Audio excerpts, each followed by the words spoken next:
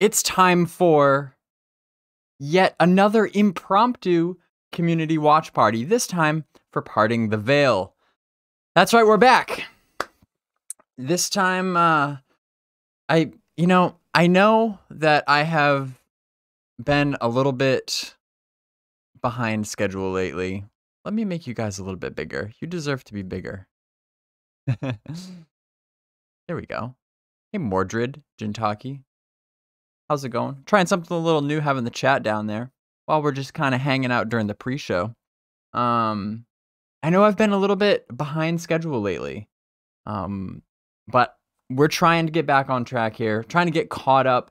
And Wednesdays have just kind of been what's been working out lately, so we're just gonna roll with it. Last week we did the watch party for the developer live stream. And this week, we're going to be jumping in to Parting the Veil. The topic for this time around is open world. The open world of Pantheon, which is... There's a lot to unpack there. There's a lot that could be said about it. Looks like the devs video that they put out is about an hour and 15 minutes. And I know this is kind of like historically a pretty contentious topic, like instancing, no instancing, somewhere in between. There's all sorts of things that we can talk about here, so should be a good one. I'm glad that you're here. As usual, I have not watched this video yet, and so I figured why not watch it with all of you, and so we can just kind of take it in and chat about it together as we go through. Hey, we got Man of Rohan here. How's it going, man? Good to see you. Let's go indeed. Let's not mess around. Let me grab my headset here and we will jump right in. Hope you all have been well in the past week since I saw you last.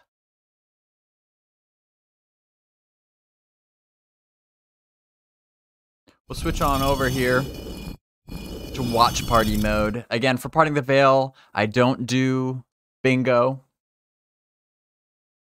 Because each month is a very different, more focused topic. And we're just gonna focus on the focus topic. Pantheon's open world. Let's see what we got.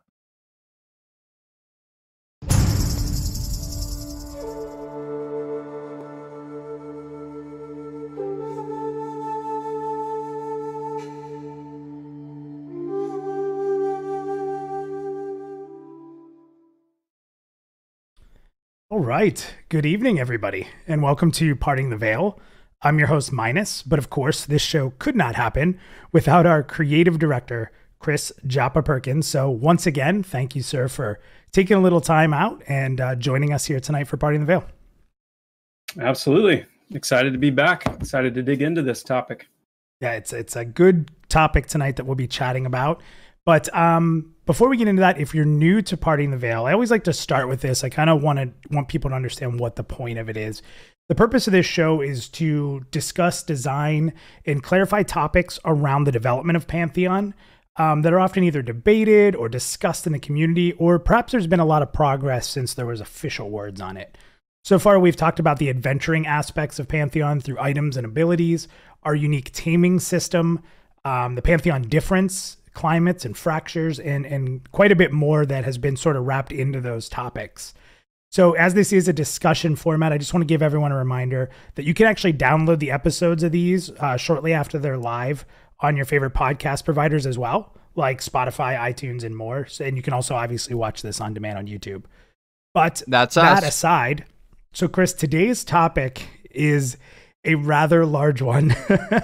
It covers quite a few topics, and I've really been looking forward to digging into this since we sort of laid out that this was going to be the topic. So the topic, for those that didn't see, is discussing Pantheon's open world.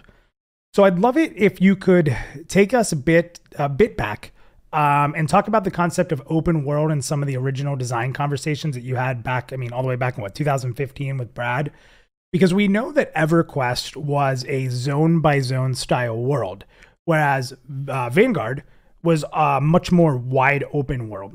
So Pantheon was originally revealed to the community as a zone by zone system, a game. But was that always what the original design documents called for, or was that just... It's interesting. Okay. It's interesting the way that he's posing this right off the bat. And maybe Joppa will talk about this, because I feel like it's important to kind of, to define what you're talking about, because people use different terms for different things. And open world can be taken different ways. In fact, I think most people would use the term open world when talking about a game where zone lines aside, just where players inhabit the same space if they are in the same zone. It's, you know, the contrast would be with instancing, okay? Like you can have an open world game that still has zone lines that you need to pass through, and you hit a loading screen in order to load up the next zone. Like as long as everybody who is in that part of the world on that server can see each other and interact with each other, like that's an open world game. EverQuest was an open world game, even though it had zone lines. And you know, you could have an entire episode just about that and the pros and cons of having an open world as opposed to an instanced world, which, you know, basically is every time you load up a zone, the game creates like a fresh copy of it just for you or your group. So you could have, you know, just throwing out some examples here. So like, if EverQuest was an instanced game as opposed to an open world game, you know, if you entered Greater Fadark, you'd have the entirety of Greater Fadark to yourself for you and your group. And there could be other groups that are also in Greater Fadark, but they can't see each other or interact with each other, because that's just the way that the game would have been designed. Now, obviously, in the EverQuest case, that wasn't how it was designed. There was some instancing later on, but by and large, it was open world. So, you know, there's a lot of it really affects kind of the mood of the entire game, because you are constantly intermingling with other people in the community. Again, for better or for worse. There's great aspects, and again, I'm sure Joppa will get into this later. I'm just kind of throwing out my perspective here as we get started. You know, there's some benefits. Like you might stumble across somebody who is like really losing a fight and really in need of help, and you might just be in the right place at the right time. And because it's an open world, you see them and you might offer some help, and like heal them or buff them or help them kill whatever it is. And that might strike up a conversation. You might become friends with that person. You might want to play with them again in the future. That's a good thing. You know, inevitably though, it is a two-edged sword, and sometimes there are bad things. Like you have to deal with just people who are just straight up mean and who will just wreak havoc and grief you and train you and all these sorts of different things. And you know, there's a innate kind of competition over resources and bosses and stuff. Like if there's a maybe just a named mob or something in an orc camp somewhere that you really want to kill for his loot, you go to that area in an open world, you might find that another group has already beaten you there and they've already killed the boss or whatever. And as opposed to where if it's an instance world, like it's a fresh slate for you every time, and you're essentially guaranteed to be able to hit the NPCs that you want to hit.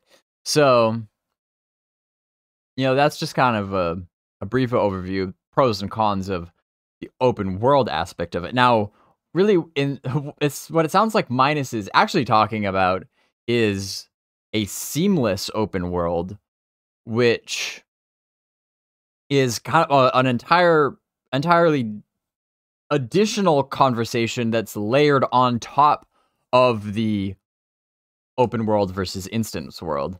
So if you have an open world that is also seamless, which seamless meaning no zone lines, or in the case of Pantheon, no zone lines in the overworld. Like, you might still have to hit a loading screen to enter a dungeon or something.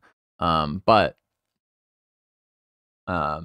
seamless, getting rid of those loading screens, it does make it feel more open. Like it is a truly, completely open world where not only are you inhabiting the same space, but you're unhindered in your movement around the world,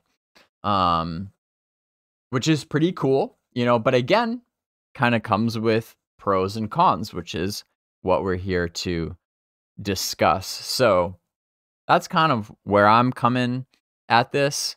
But, as always, again, I won't get too far ahead of myself here. We're only a couple minutes in. We'll see where Joppa goes with this.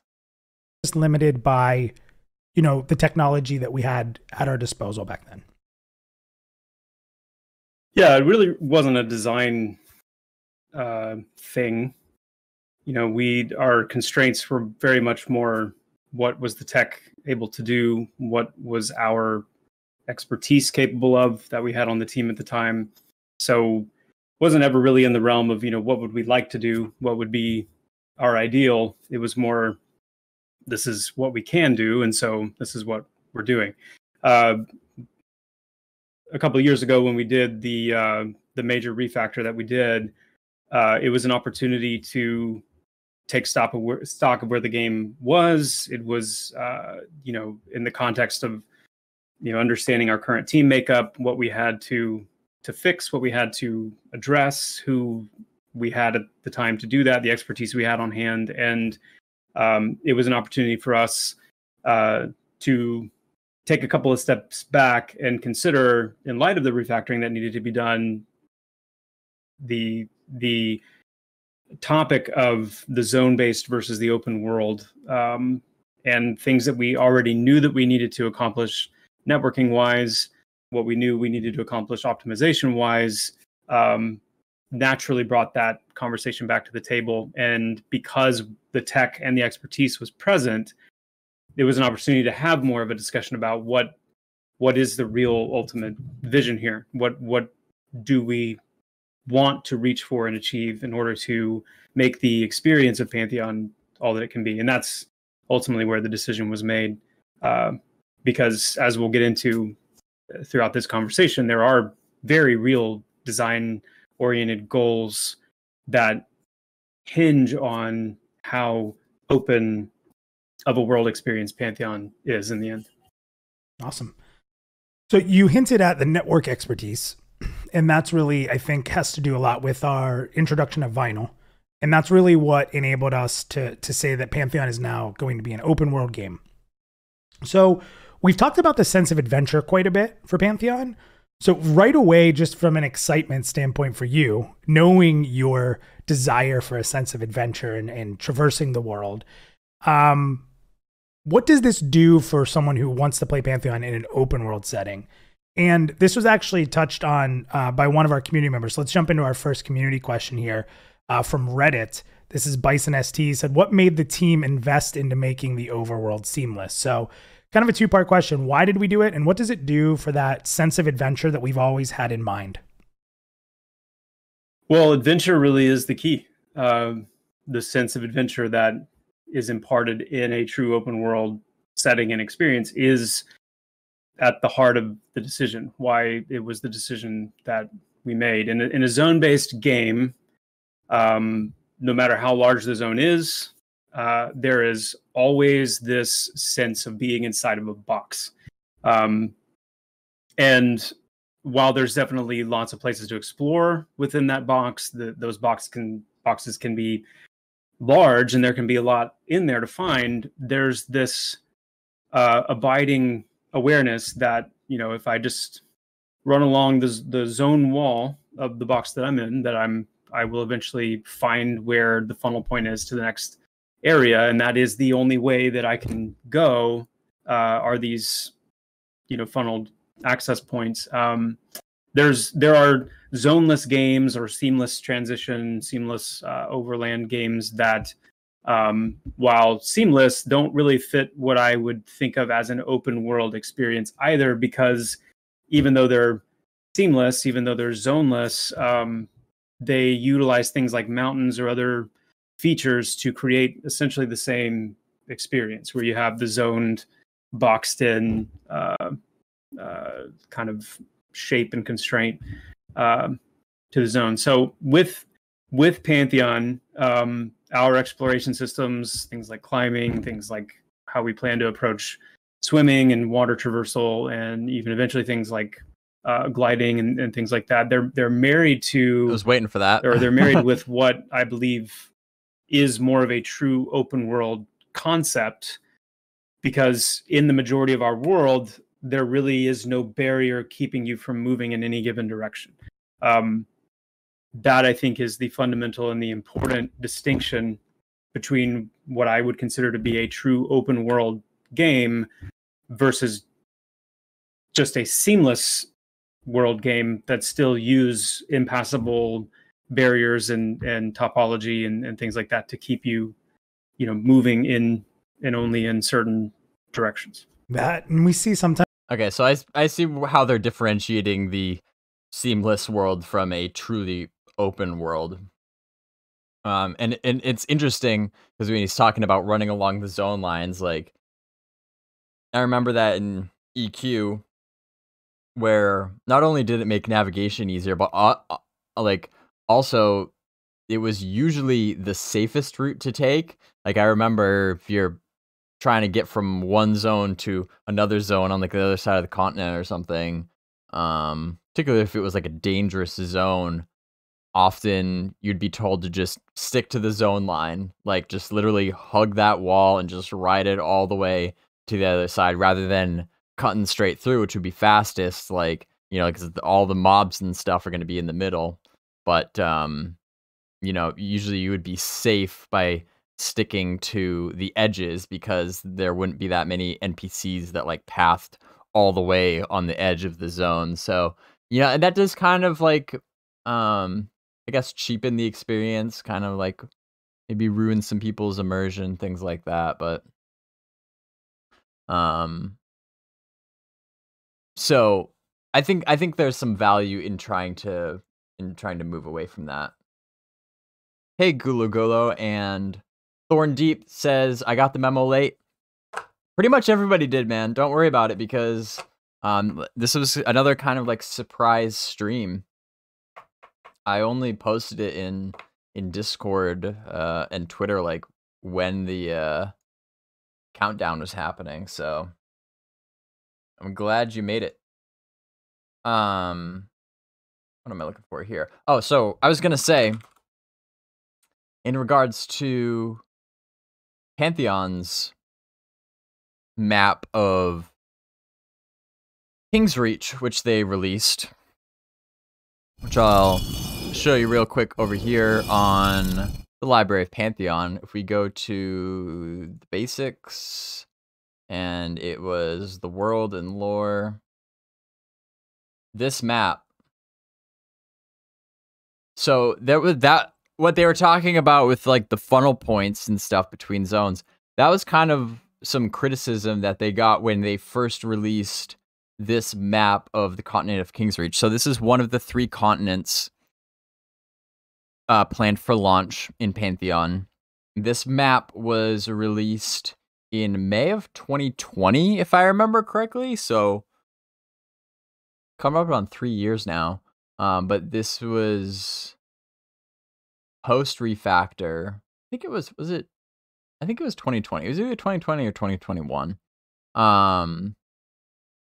But post refactor, and this is actually, as of that time when this was released, this is literally a top-down view of the in-game topography. It's not conceptual. It is to scale. It is literally, you can zoom in here and see the the detail of how, you know, the terrain has been carved out. And, you know, some zones like Fairthale and the Merc and Avendir's Pass and Thronefast and stuff obviously have more detail than like the Rones, which at the time, you know, were less fleshed out than these zones that they've been working on more. But anyway, kind of from a bird's eye view, you can see here that each zone is still kind of like walled in. It's kind of like, you know, you got the Vale of Azeris, which is kind of sequestered off here in the corner, you know, seemingly only accessible from this one point. And, you know, you still kind of got these narrow channels. Silent Plains is kind of like a hub in the middle, but it's got these spokes that go to, you know, you go to Wild's End from this way, or Eastern Plains this way, Avendir's Pass this way, etc., etc.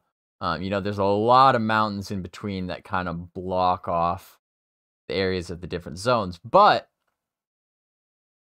so you know, that was the kind of criticism that this got when this was first released, because it's like, you know, that's unrealistic or whatever. Like, mountains don't behave in that way. Like, it just kind of looks artificially carved out here, which, aside from the fact that this is a fantasy world, and it's a fantasy world that is comprised of multiple different planets that just collided together.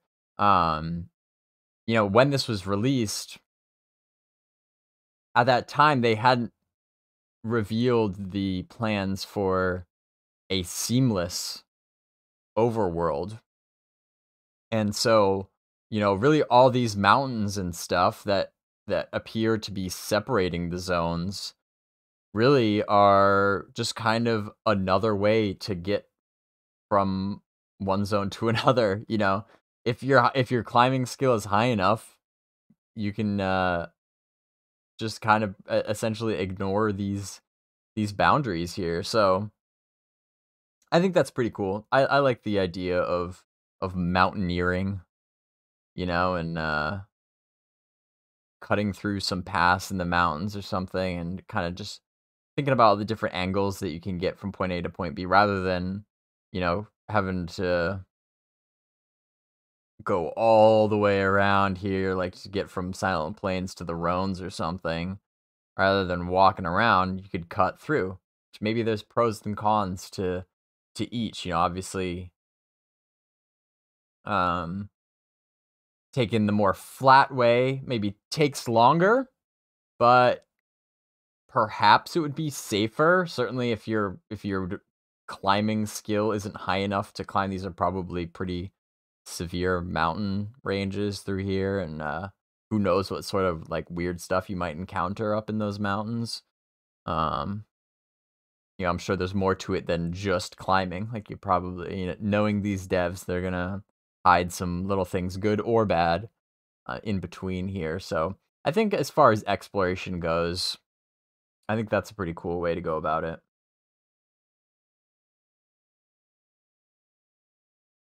Hey, Wolverine Tooth and Tyonuka, for once you're watching live. That's awesome. Glad to have you. We're just getting into the good part here, just in time.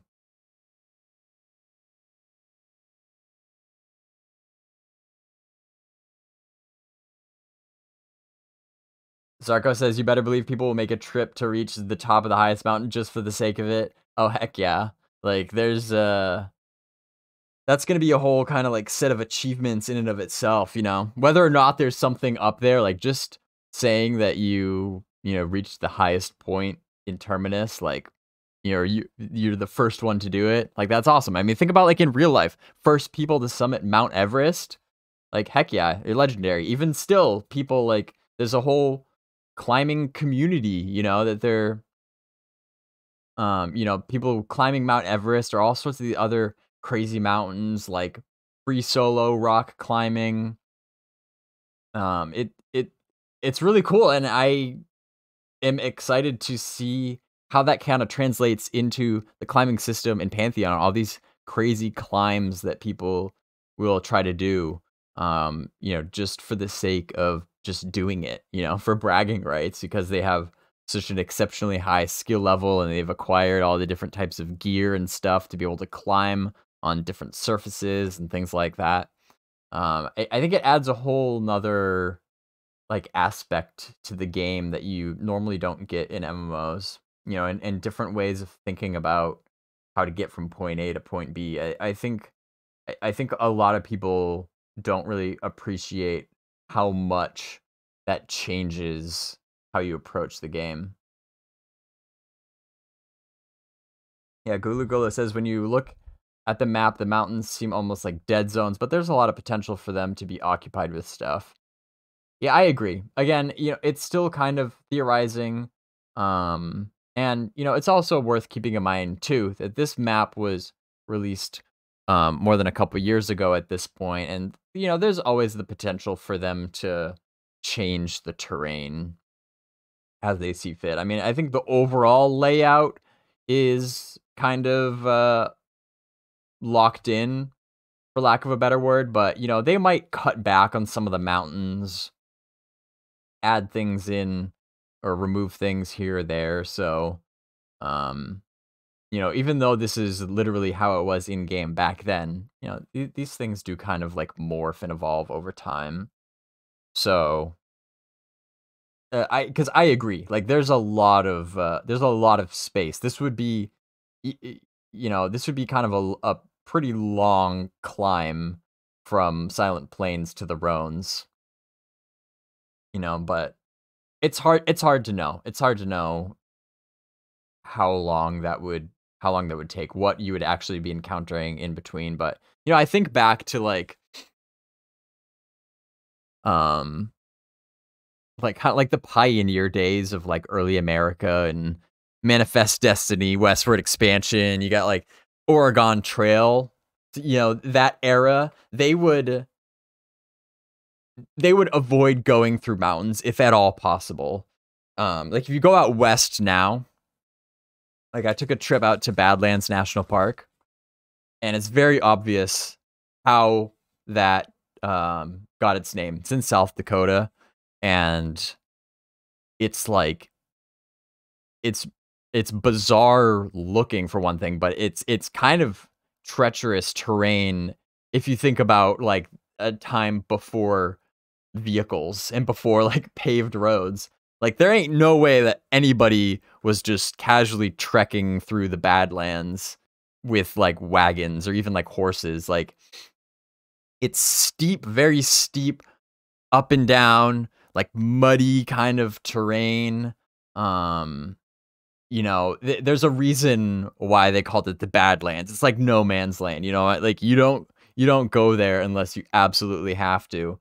And but that's just kind of what makes it part of the world. And I kind of expect that there will be some areas like that in Pantheon where,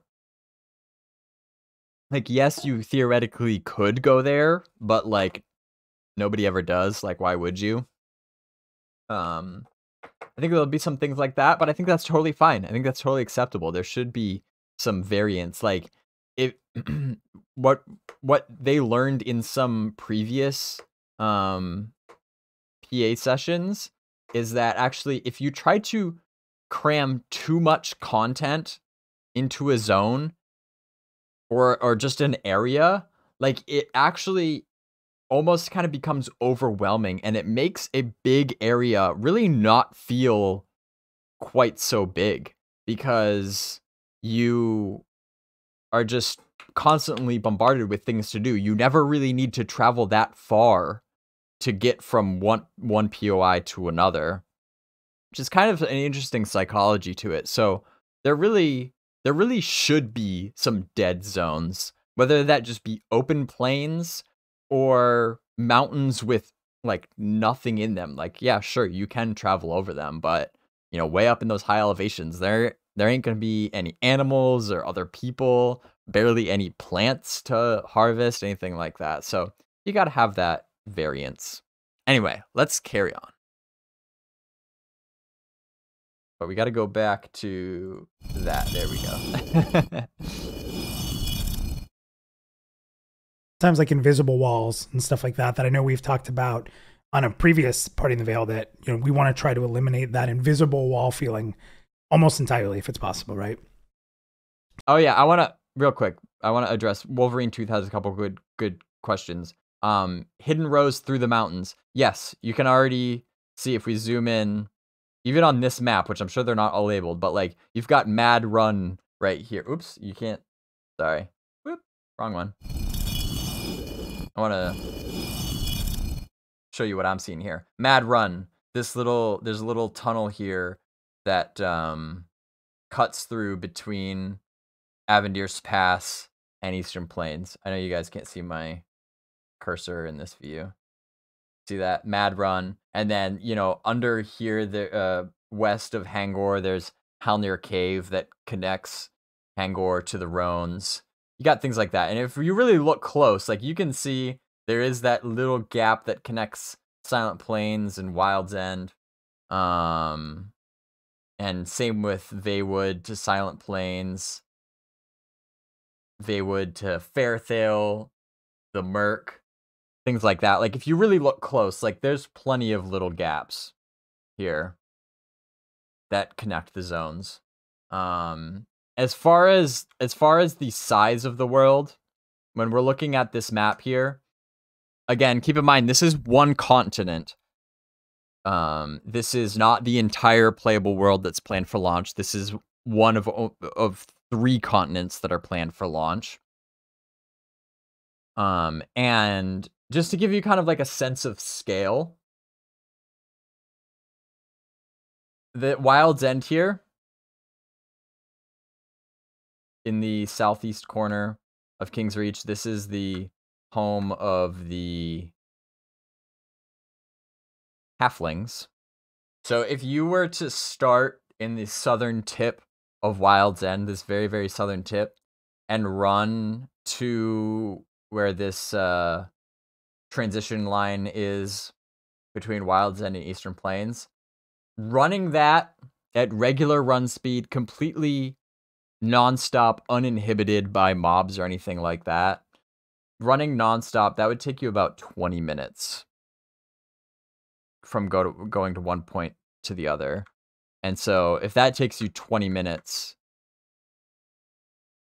and you kind of zoom out here, that gives you an idea of how long it would take you to run to any of these other zones or across the continent. And again, that's without interruption, because inevitably in a real gameplay sense, you're going to be encountering mobs and you know, maybe some different like terrain obstacles like climates or fractures or things like that that are going to get in your way. So it really is a pretty good size world for sure. And again, and then this is just one of 3. King's Reach is, I'm pretty sure, the biggest of the 3 continents. Rainfall is probably going to be a little bit smaller, and then White Thaw is going to be even a little bit smaller than that. But by and large, you know, roughly the same size, I would think, because King's Reach is the home of the humans, elves, and halflings.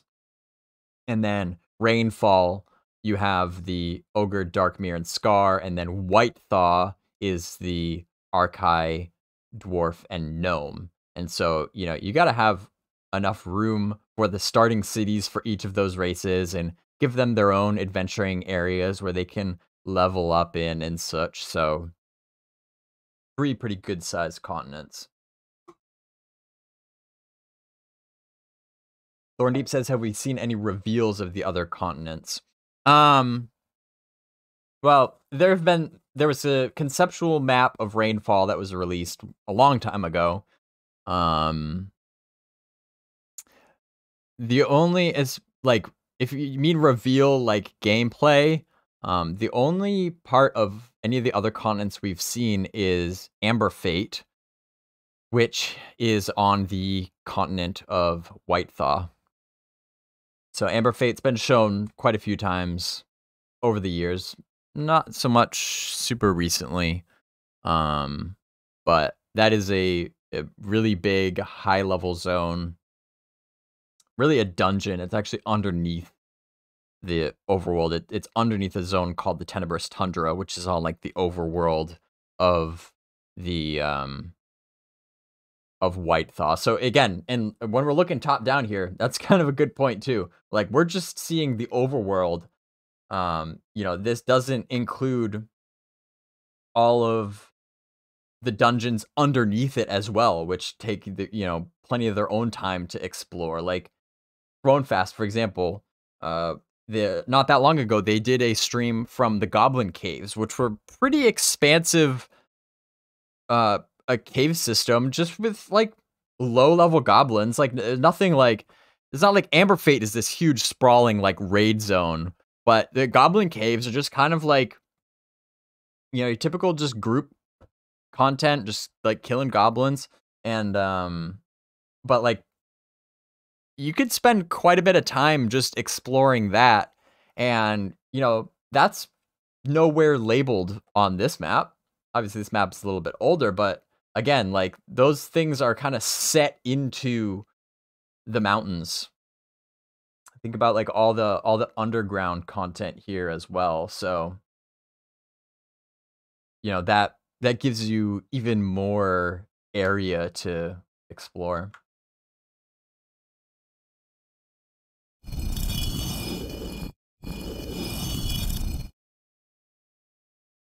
So with the open world, that kind of goes really well into the next question I had for you, and it's, you know, with the open world, it means you can traverse zone to zone without like a focal point. In a zone game, you kind of just have this like zone line that you hit when you go.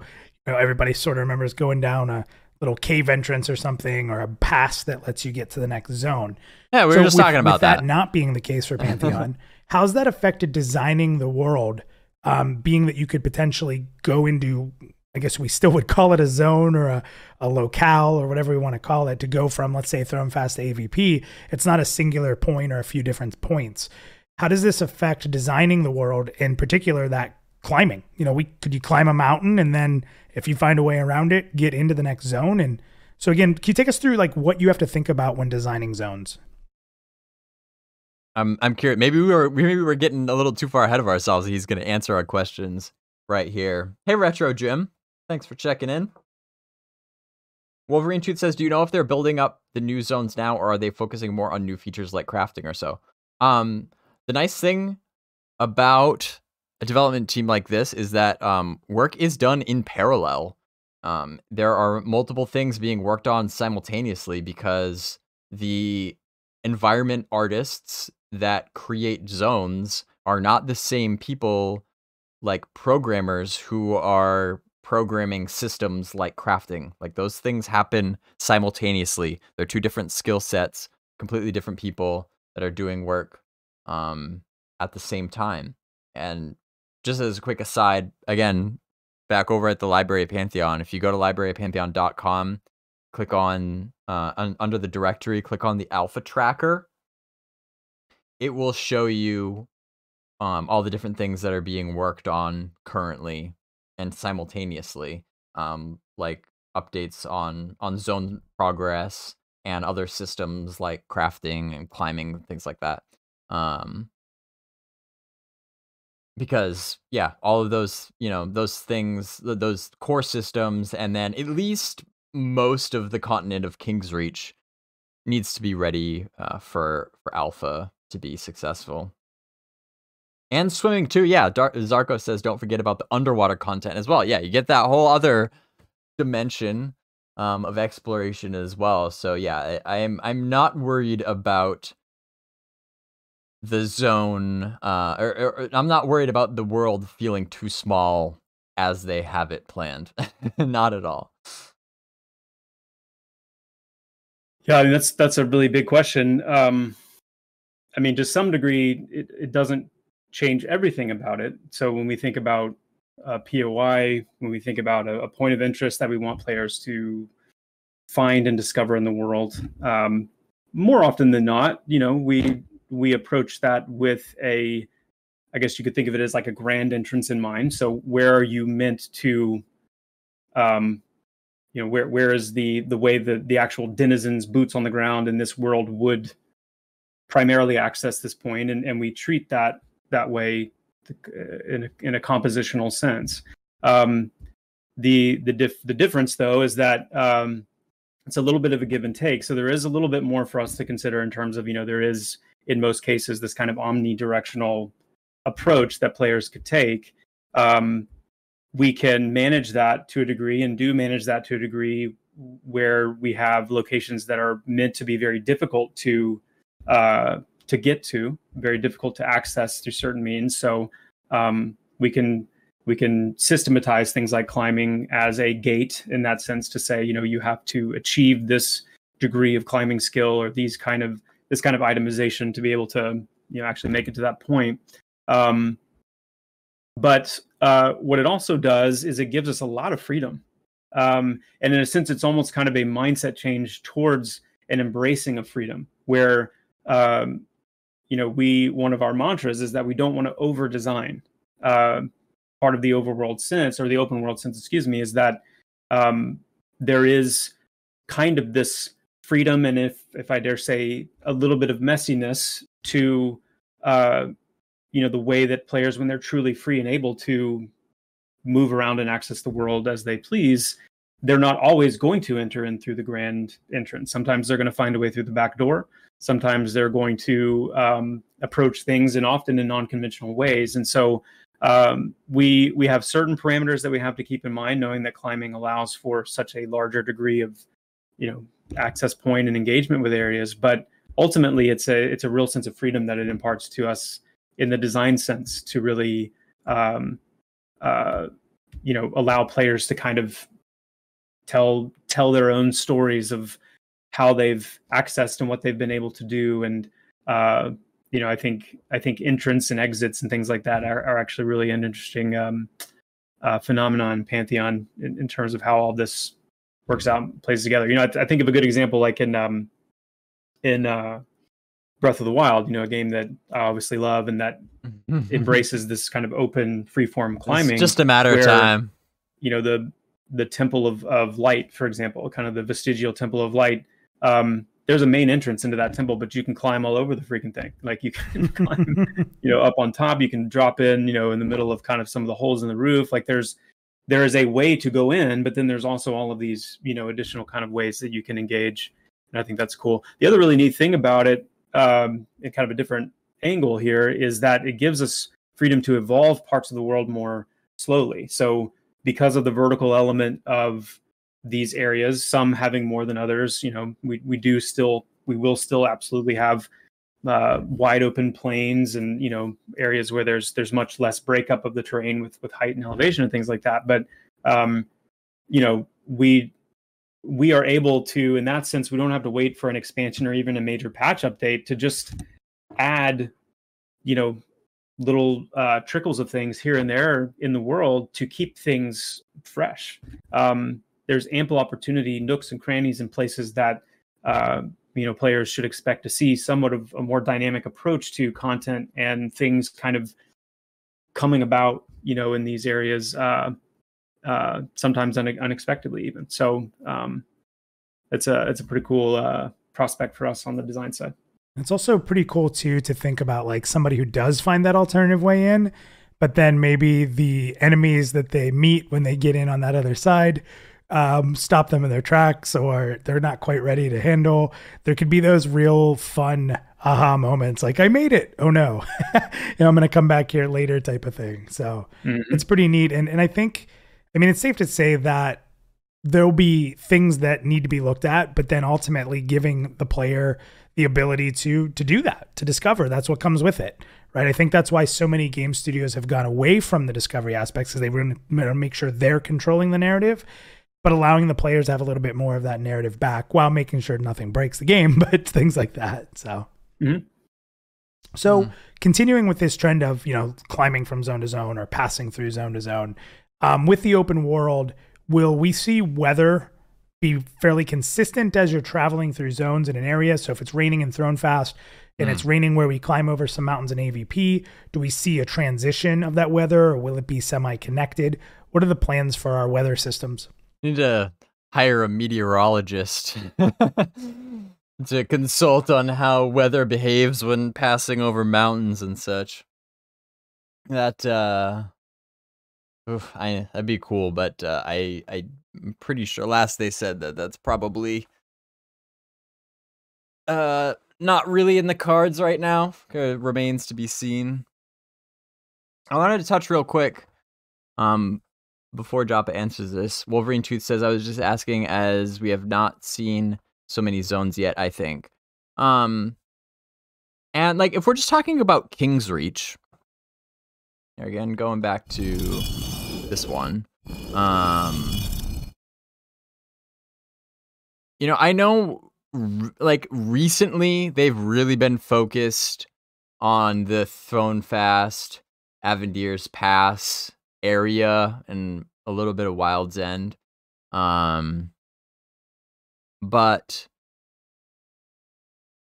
and I know, and like pre-alpha testing has been specifically focused in Thronefast, and that's, you know, where the streams have been lately. But even aside from just like the gameplay streams that have been shown in the past, and even I'm really just talking kind of like post refactor, because really anything pre refactor is almost just kind of null and void at this point as far as world building goes, because, you know, a lot of the assets had to be refactored as well.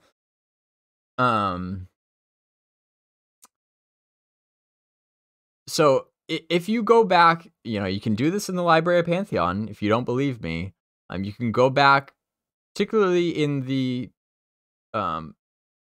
monthly video update streams that they do, the video news.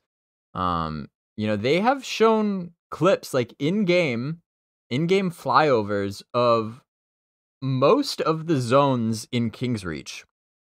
Again, over the past few years, some of them more recently than others, some of them more than others. And in varying states of completion, and some of them like some I think we've only gotten screenshots of, but you know, decent proof of the world building that has been done in most of these zones. So like I said, I mean, certainly Thronefast, Avendir's Pass, both quite a lot. Wild's End, we've got quite a bit from. Even Silent Plains, we got that big, like, overarching vista screenshot of the Silent Plains. Fairthale, for sure. Even a little bit of the Merc, although that,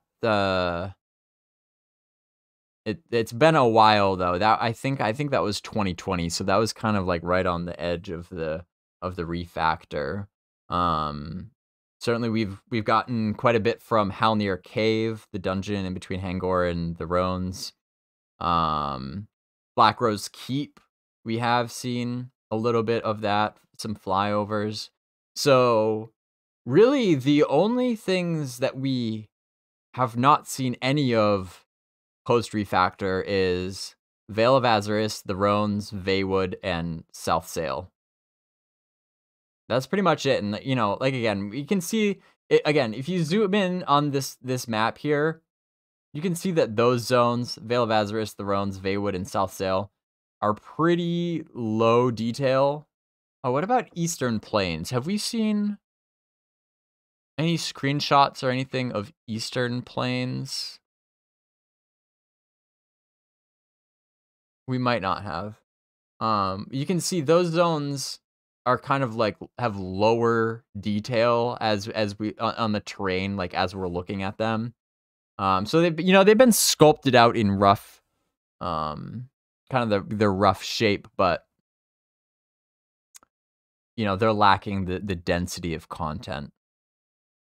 But that's okay, because those can be added even later in alpha. They don't need to be ready by like day 1 of alpha. Those can be added later. And honestly, I'm guessing like Vale of Azuris probably might be one of those zones that they don't even preview at all. They might just kind of like spring it on in alpha as kind of like a surprise, because I think that's a pretty cool zone based on the concepts that they released in the past. Very, very brief concepts. I think that's going to be a pretty kind of like a WoW type zone. WoW as in whoa. Like breathtaking, not World of Warcraft, just to be clear. And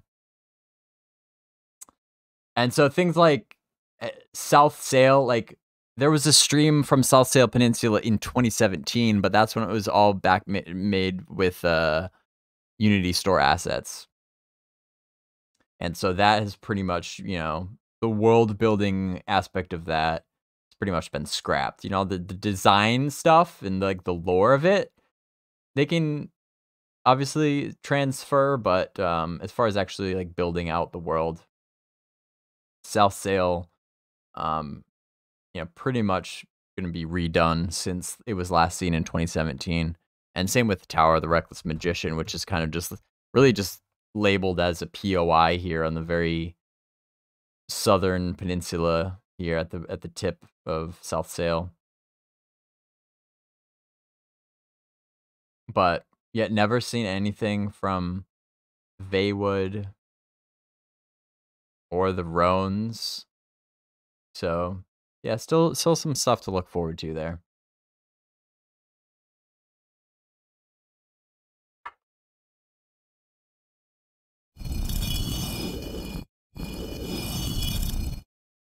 Yeah, weather will be localized to the zone, and so if it's raining in Thronefast, there is a way that we can, you know, tether zones together, especially zones that are meant to be more connected. So Thronefast and Avendir's Pass have a very natural connectivity. They feel like extensions of one another in many ways. So we can essentially determine how many zones in that sense would be connected to one another and therefore sharing the same weather event. But it is on a zone level, you should say. And so if you're running through Avendir's Pass and it's storming, but it's not storming in Silent Plains, then there would be that period once you cross over into Silent Plains where visually you would transition out of that storm into whatever the weather is in that new zone. Awesome. So getting into what I would call our first big question of the night. Oh man, we haven't even gotten to the big questions. Around, this one is one that's been debated in our community quite a bit. So another part of the open world change is we've been able to test Vinyl's performance with over 500 players in Thronefast, all leveling in the starter area and all very close to one another when we first sort of debuted what Vinyl's capable of. And that's where we went from, like, we had 3 pre-alpha servers and we went to a singular server to host all our players. And it was a big moment. We weren't sure what to expect. We were excited and it worked out pretty well. So if we can start to handle large sizes like that, and as Vinyl even improves further, one of the topics that's brought up a lot is when you have that many players running around competing for enemies, mobs, bosses, whatever it may be, in an open world, where do we stand on the 2 different mob claiming types, which is first to engage or most damage done for claiming that enemy target to a group or to a player? I mean, just to keep it super simple, this is not a decision that we will make definitively until at least alpha. We need more players. We need more personalities. We need an influx of new blood and a bit of the chaos that ensues from that before I would be comfortable making a definitive decision. Programmatically, coding wise, it's not a difficult thing to do. It's essentially the flip of a switch that, you know, that those 2 systems can change. So philosophically, it comes back to the question of, you know, what kind of social dynamics are you driving between the 2 kill credit approaches? Most damage done has its own benefits socially, in that you're directly competing with somebody. There's a little bit of that social tension that keeps things in check. There's a bit more of a personal volition that has to occur, that you're going to compete with this person. You're going to contend with this other real person over this target to try and do more damage and therefore take the credit that way. But in so doing, you're encouraging social interaction. You're encouraging that kind of tension that occurs and that can be healthy and promote a, more of a vibrant social experience. But you're also introducing a lot more opportunity for griefing, for toxicity, for things of that nature, as opposed to the first to tag, meaning like the first person to inflict at least a point of damage onto a target now has credit for that, or that person's group, and then that determines where the kill credit goes from there. That too has its own benefits and also its own disadvantages, if you will. And so right now we are using a most damage done model to kill credit in our playtesting. We plan on having a season of time where we convert that over to first to tag. Once we get again into alpha and we have more of a critical mass of players in these areas, and then we will be making a decision based on lots of other criteria as well. That's going to be chaos. As we see that play out in alpha. So it's one of those decisions that it matters, it's important, but it's not urgent. There's not a critical urgency to it to get it nailed down right now. It's something that we want to be thoughtful about, that we want to take time and have as much, making an open world game in 2023 is, these are the kind of decisions that you have to make very carefully and very thoughtfully. We'll have something more definitive on that a little bit down the road. And is it safe to say that we may even see it end with a combination of things because of like boss mobs or things like that having a potential different style to regular enemies? I mean, is that the type of testing we're do, that it could be one or the other, it could be both? Essentially, I mean, ideally you would want a homogeneous approach just for clarity and simplicity. It's an option. It's an option to have certain types of mobs or encounters handled differently, but I'd like for us to land on a single approach if we can. Okay, cool. So we've talked a lot about NPCs, the persistency. Can I call them that? Is that a word? How persistent our NPCs are at chasing down our players. We see it in pre-alpha. We've talked about it. Let's just say they don't give up easily. And I think that's one of the nice little things about the style of game we want to make, is it's not simple to just run through a bunch of enemies. I love this stuff. You got to really watch where you adventure. And you've talked in the past that some enemies will persist longer than others, but I'm curious, and I'm actually going to throw up question number 2 here because it really tied into it. How has the seamless zones, this is from Galerane Winters, how have these seamless zones affected your plans for mob leashing in any way? I think that's asked because in the past, players who had a zone style system, your way to get away was to zone. So what are your thoughts? Has that changed anything in mob leashing for us and how far mobs will chase players? Yeah, it has. And we've talked about this. We talked about this at some point. I'm not sure. I don't feel like it's been that long ago, but we do plan to have mobs leash. Now, the important point to make, because when people hear that, they immediately assume, I think, in large part, that it's going to be this kind of one-size-fits-all leashing mechanic. And so every NPC will leash in the same way at the same time, after the same distance, that kind of thing. For us, it's not going to be that way. We want to lean into the leashing more as a feature, more as a mechanic, than just a kind of a static solution approach. What I mean by that is different NPC types, different mob types. So think, for example, an animal versus an undead versus humanoid. That will play a role often in the leash behavior. How long are they going to pursue you? How effectively are they going to pursue you? How fast? Things like that. Then you have the disposition layer. You have the trait layer that also provide opportunity to fold in different kinds of leashing, different kinds of pursuit mechanics on that level. And then what we discussed in the last time as well was on the baseline of leashing, also having variance built into that, to where you're not typically going to see even the same mob type, the same NPC in the same area pursuing you for the exact same distance or length of time, that there would be some built-in variance there as well, just to keep it from becoming kind of a rote an eventually trivialized thing. But yes, we do plan to utilize leashing 100% in the overland, where you might see us do kind of a holistic rule change with leashing to where we may not have leashing at all, would be in something like a dedicated dungeon. If you remember, we've discussed that dungeons are going to, you know, as you're moving through the world of Terminus, you're moving seamlessly through the overland. But if you enter a dungeon, you're going to hit a hard zone line, and you're going to load into that dungeon.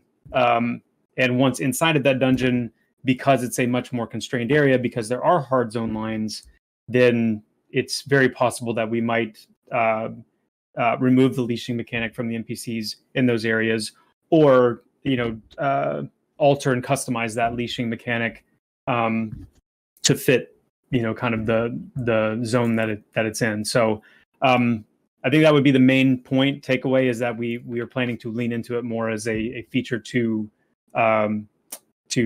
utilize and to create some interesting dynamics within the game, more so than just a kind of a static solution type mechanic.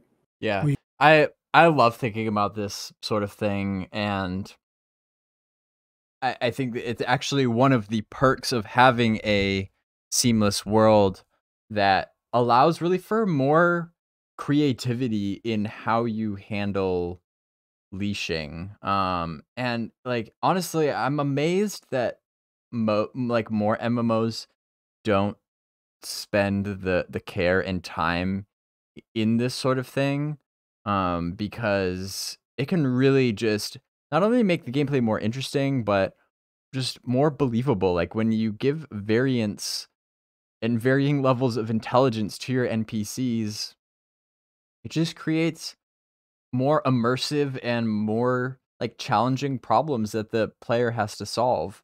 Like, it's incredibly sad to me that when most MMO players hear the word leashing, they just immediately think of a literal leash, where it's like, you know, that mob might chase you for 50 meters or whatever, but as soon as it hits 50 meters, it's going to just stop and turn around and go back to its spawn point.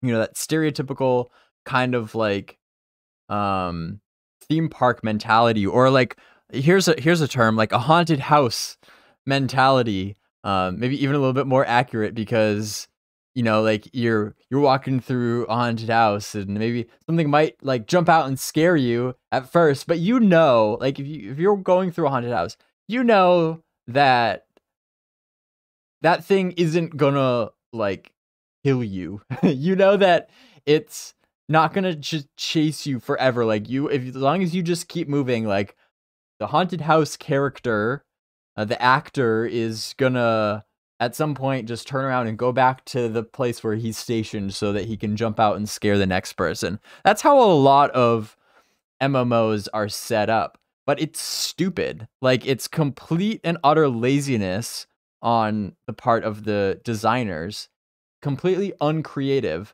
because there's so many like better ways that you can handle it than that. Like Joppa was saying, like, why not have it based on the type of NPC? Like, it, depending on what that NPC's values would be, if they were just another inhabitant of the world.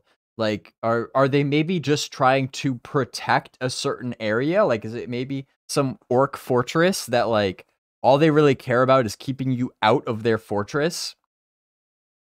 And, you know, maybe if they're like guarding it, they're not going to chase you for days necessarily, because they have a post that they are like assigned to guard that entrance to the fortress. And so they might chase you a short distance away, but you know, if you run away, then yeah, sure, maybe they'll be like, okay, well, as long as he's away from our fortress, we don't really care. We're going to go back to our post. For that NPC population, that makes sense. And when players realize that, they're like, okay, I get what's going on here. Conversely, maybe you have some like brain dead zombie who really doesn't have much intelligence at all, and he's just craves your brains, and is gonna chase you for as long as he possibly can. Now, you know, in a seamless world like this, it's probably not healthy for things to literally have infinite chase distances. Like, you don't want people dragging some maybe really powerful mob from one end of the continent to the other. That could get kind of messy. So maybe, you know, you just kind of like add different endurance levels to different NPCs that maybe they'll chase you just until they get tired or they just collapse. You know, but you might not necessarily know what that distance is until you learn it over time. And you might see some, you know, some animals might have really higher endurance levels than like humanoids or something that are chasing you. And then, you know, anything in between. Like I always like the idea of maybe some NPCs that they'll chase you pretty much anywhere except for certain areas. Maybe there are certain areas where they're afraid of. Like you kind of think of that classic scene from Lord of the Rings where Merry and Pippin are being chased by orcs and they're running away. Merry and Pippin run into Fangorn Forest and the orcs chase them right up to the border of the forest but don't follow them, except that one orc, which probably, if it was in Pantheon, would have the bloodthirsty disposition, which he doesn't give a crap about Fangorn Forest, and he continues to chase them in. But the other more smarter, less bloodthirsty orcs, they're more afraid of Fangorn Forest itself, and so they stop giving chase. That's a cool interaction, and there's no reason why you can't have something like that in an MMO. Yeah, Wolverine Tooth says a hungry wolf might hunt you for a long time. Like, yeah, if they're desperate. But if they're not that hungry, like you might get some animals that are kind of more ambush oriented. That maybe, you know, like a alligator would be a good example of that. Or a crocodile. They lay in, you know, in the shallows of the water, and they might be aggressive. If you're too close to the water, they jump out and attack you. But if you run like further up on land, they're probably not going to give chase. They're not good over long distances. You know, they're not Gimli. They're not natural born sprinters. They get these short bursts and they'll attack you within that distance. But if you're able to get away, a crocodile's not going to chase you. Is not going to run a marathon, you know. So yes, it takes a bit more time on the designer's part to add these different behaviors. But Pantheon kind of already has the foundation for that with the disposition system. I mean, we're essentially talking about dispositions here. So it's completely doable. And I think it's worth spending that little extra time to just create more interesting interactions with the NPCs. And you don't necessarily know, even if they don't chase you for very long, if you're new to that area and you don't know that they won't chase you for very long, that's still like not knowing is a big part of the heart pounding factor of it all, you know? Retro Jim says, I hear hippos will chase crazy distances. I kind of believe that, actually. Hippos are absolute savages. But again, that'd be kind of interesting. You know? Just find out. You know, might be the sort of thing, this is just a fat creature. This isn't going to chase me for very long. And then, like, 15 minutes later, like, holy crap, it's still chasing me. That could be kind of awesome. Yeah, Gula Gula said it perfectly. A regular wolf might chase you a long time, but a rabbit wolf will chase you forever. Exactly. So definitely looking forward to figuring out all those different interactions, because yeah, it just blows my mind that most MMO developers in the past have just been too freaking lazy to really put that much thought into it. You kind of answered the next question I had for you, which was sort of, and just to clarify for everybody. So we'll still see zone lines for raids, dungeons, that kind of thing, and kind of put people into those dungeons with what people would be more comfortably familiar with in that style. Okay. Well, Chris, this next one, hands down, is going to be the biggest topic we discussed during the stream. Oh, yeah? And yeah, this is a big one. I've even seen chat already talking about this thing. So it's a big one. You and I have actually discussed this little backstory. I've discussed this for a very long time. Why does it look like Joppa's drinking out of a toilet paper roll? Or like a paper, this little backstory. Like a paper towel tube.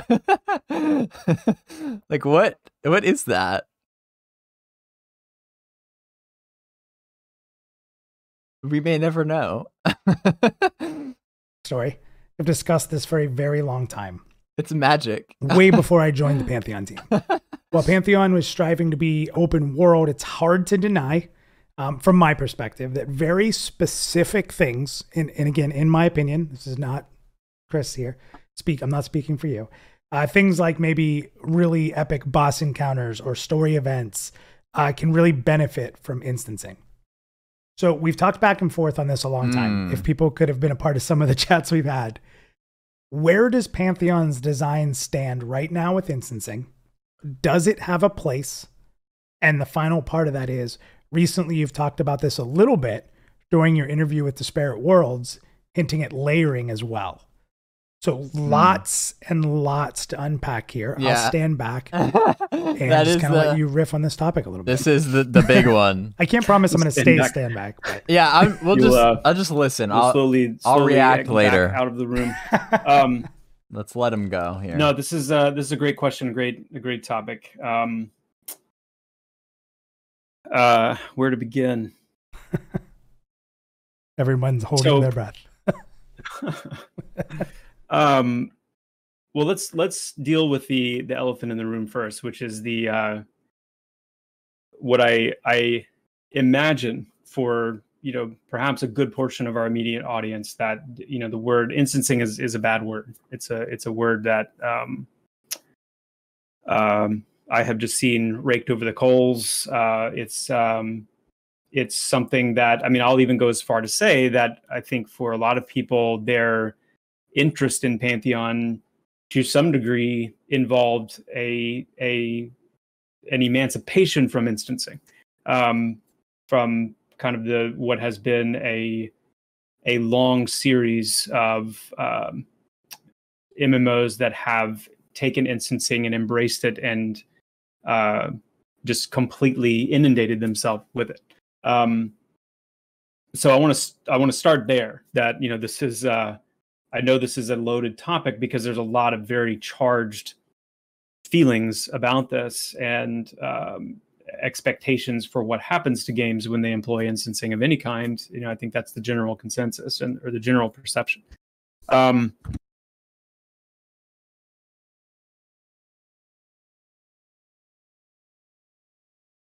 Oh, he's thinking. So, classic. I guess maybe the best way to approach this would be to kind of walk you through, take you on a tour of Terminus, and to kind of try and explain and contextualize the ways that we are planning to embrace instancing to a degree. So as you move around Terminus in the open world, in the overland areas, you are not going to be in an instance. The only caveat to that I need to say and restate, this is another statement that I made on the Disparate Worlds stream recently, or the interview recently, and that is, in Pantheon's launch period, when Pantheon launches, and as with any new MMORPG, it is inundated with people. You inevitably have overcrowding issues, and some games, some studios decide to handle that by spinning up lots and lots of additional servers to provide other places for players to filter into. I think personally that is a bad move. I agree. The reason being because the population that would have been on the initial server is essentially split in half, because half of those people moved to the new server.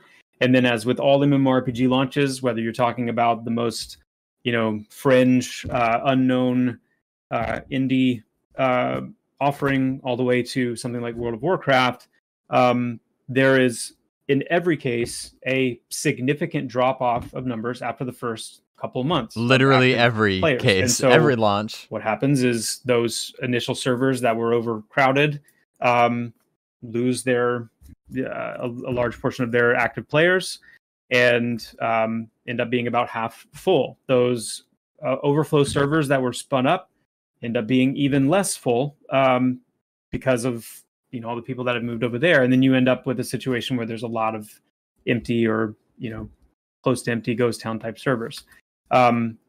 What I think is the smarter move is to, for a limited period of time during that launch period, to allow for a sharding instancing situation with zones. So if you've got 1,000 players trying to log onto the same server, then you spool up 10, 15, 20 different instances of Thronefast until that population goes down. And once that goes down below that certain threshold, then you revert to what is the planned way, which is having a single zone and not... I said this last on that interview, I personally hate that when you have different shards that are kind of spooled up of the same area, so you don't know if you're in Thronefast 1 or Thronefast 15 and you're trying to get with your group. I really don't like that, but I think that's a better approach to handling initial overcrowding.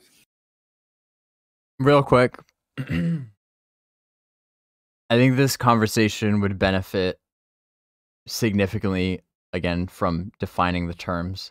Like, moving forward, because I'm sure this is going to keep coming up in the future. And as an aside to my aside, I personally don't really have an issue with this approach that he's talking about, just for launch to accommodate the inevitable surge and drop off there is of players anytime an MMO comes out, to try to prevent the community from getting too fragmented and then having to go through all these different server merges and stuff, which can be just a mess. But I'm sure it will continue to be a discussion, and I hope that they make it exceedingly clear at launch and before launch and all along the way when they employ this tactic, that they make it insanely obvious and known to all players that that is not the long-term plan for how Pantheon will be. It is just a temporary solution for the launch day boom. Just so that players know that it's not going to be like that forever, because I and a lot of people, and even Joppa in this case, according to him, don't really like games that overutilize that approach permanently. Which is where we come to, like, let's settle on a specific term for what we're actually talking about, because even in this answer, he's used 3 different terms. Some people call it instancing, some people call it sharding, which is probably a term we should probably avoid. I think I like layering. Layering is, I think, probably the most understandable term of it, and also, like, instancing means something else. Like I was talking about at the beginning, when the vast majority of people are talking about instancing, they're talking about you enter a zone of the world and the the game creates a copy of that zone just for you or the people in your group. And there can be an infinite number of copies of that zone, and you have it all to yourself. Layering, what I think we should call layering, is slightly different, where once a zone or an area of the world reaches a certain amount of people concurrently in that open world, for the sake of server performance, let's say, you know, they handled 500 people, no problem. Let's say 1,000 people, or let's call it 750 for the sake of performance. Once there's 750 people in a zone, rather than piling on more and more traffic that the server has to deal with in this area, the game will automatically say, you know, this is there's too many people in this zone, so I'm going to create a layer, which is essentially an instance of that zone, except that it's not just going to be for every person or group that enters that that zone. It's essentially going to be overflow for this zone. And so, like, we've reached maximum capacity that I can have for this zone. So, you know, you have in Throne Fast, got maximum capacity, 750 people. Now I'm going to roll up a new layer here. And now anybody else who enters this zone on top of the 750, it's going to be redirected to this additional layer. So you kind of got Throne Fast 1 and Throne Fast 2. And maybe if Throne Fast 2 fills up and Throne Fast 1 is still full, it'll roll up Throne Fast 3, you know? So you've got still a small amount of instances, and within each one of them, they are an open world that's being shared by other people. You can interact with other people outside of your group, etc., etc. So, that's what we're talking about here. It is separate from traditional instancing, but you know, it is. I think it is kind of like a necessary evil in some ways, particularly when it comes to launch day. But you know, it is something that it's valuable for server performance, but again, probably not the sort of thing that you want to do permanently. You don't want to overuse that, because again, for each copy of those zones that are in existence, that's that much more loot that's entering the economy, and you know, certain valuable items can be devalued because there's more copies of them becoming available to players, and things like that can just get kind of messy. And it's just you know, and for people who value their immersion as well, kind of takes you out of it, because it's like you could be talking to your friend who is in Throne Fast, and maybe you're in Throne Fast, but you could be in the same spot, but you can't see them face to face in game because you're in Throne Fast 1 and they're in Throne Fast 2. You know, and it's like, makes it feel not so much of like a believable living world, you know? So again, pros and cons, but I think that their approach is fair, again, as long as they define exactly what they're doing and emphasize that it is just a temporary solution. Other than that one caveat, which, again, to be very clear, that is a temporary mechanism to handle initial overcrowding, not a permanent approach. We will not have zone shards, other than in that very specific circumstance, until those populations become manageable. Otherwise, so back to the tour. As you play Pantheon, as you move throughout Terminus, you're doing so in a non-instanced open world shared way. You come to a dungeon. Like I said earlier, when you enter that dungeon, you hit a hard zone line and you zone into that dungeon. The dungeon that you zone into is non-instanced. It is open world in the sense that any other player on the server can enter into that same dungeon with you. Where we are planning to employ instancing is when it comes to the boss rooms of our dungeons and our raid areas or raid zones. And there's a lot that I want to unpack here just to make what that means very clear, and also to define what we mean by instancing. So start off again. Our dungeons are open. They're non-instanced. You will find in our dungeons rare mobs, rare NPCs that are part of the non-instanced dungeon, meaning they are contested. They are, things that you have to try and find, and there may be other players there. All just what you would expect in an open world, non-instanced sense. But most of our dungeons will have at least one premier boss type NPC.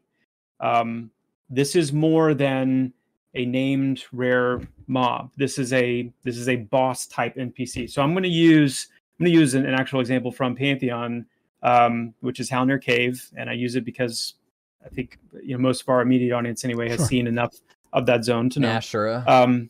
So Nashara is the main boss of Halnir Cave. He is a fallen prince of the Bane, and he is in his own room. His room is set up for the kind of encounters that go on during that fight, and it's in its own kind of area. Nashara is, and Nashara's room is the kind of room I'm talking about here when I say that this is something that we would instance.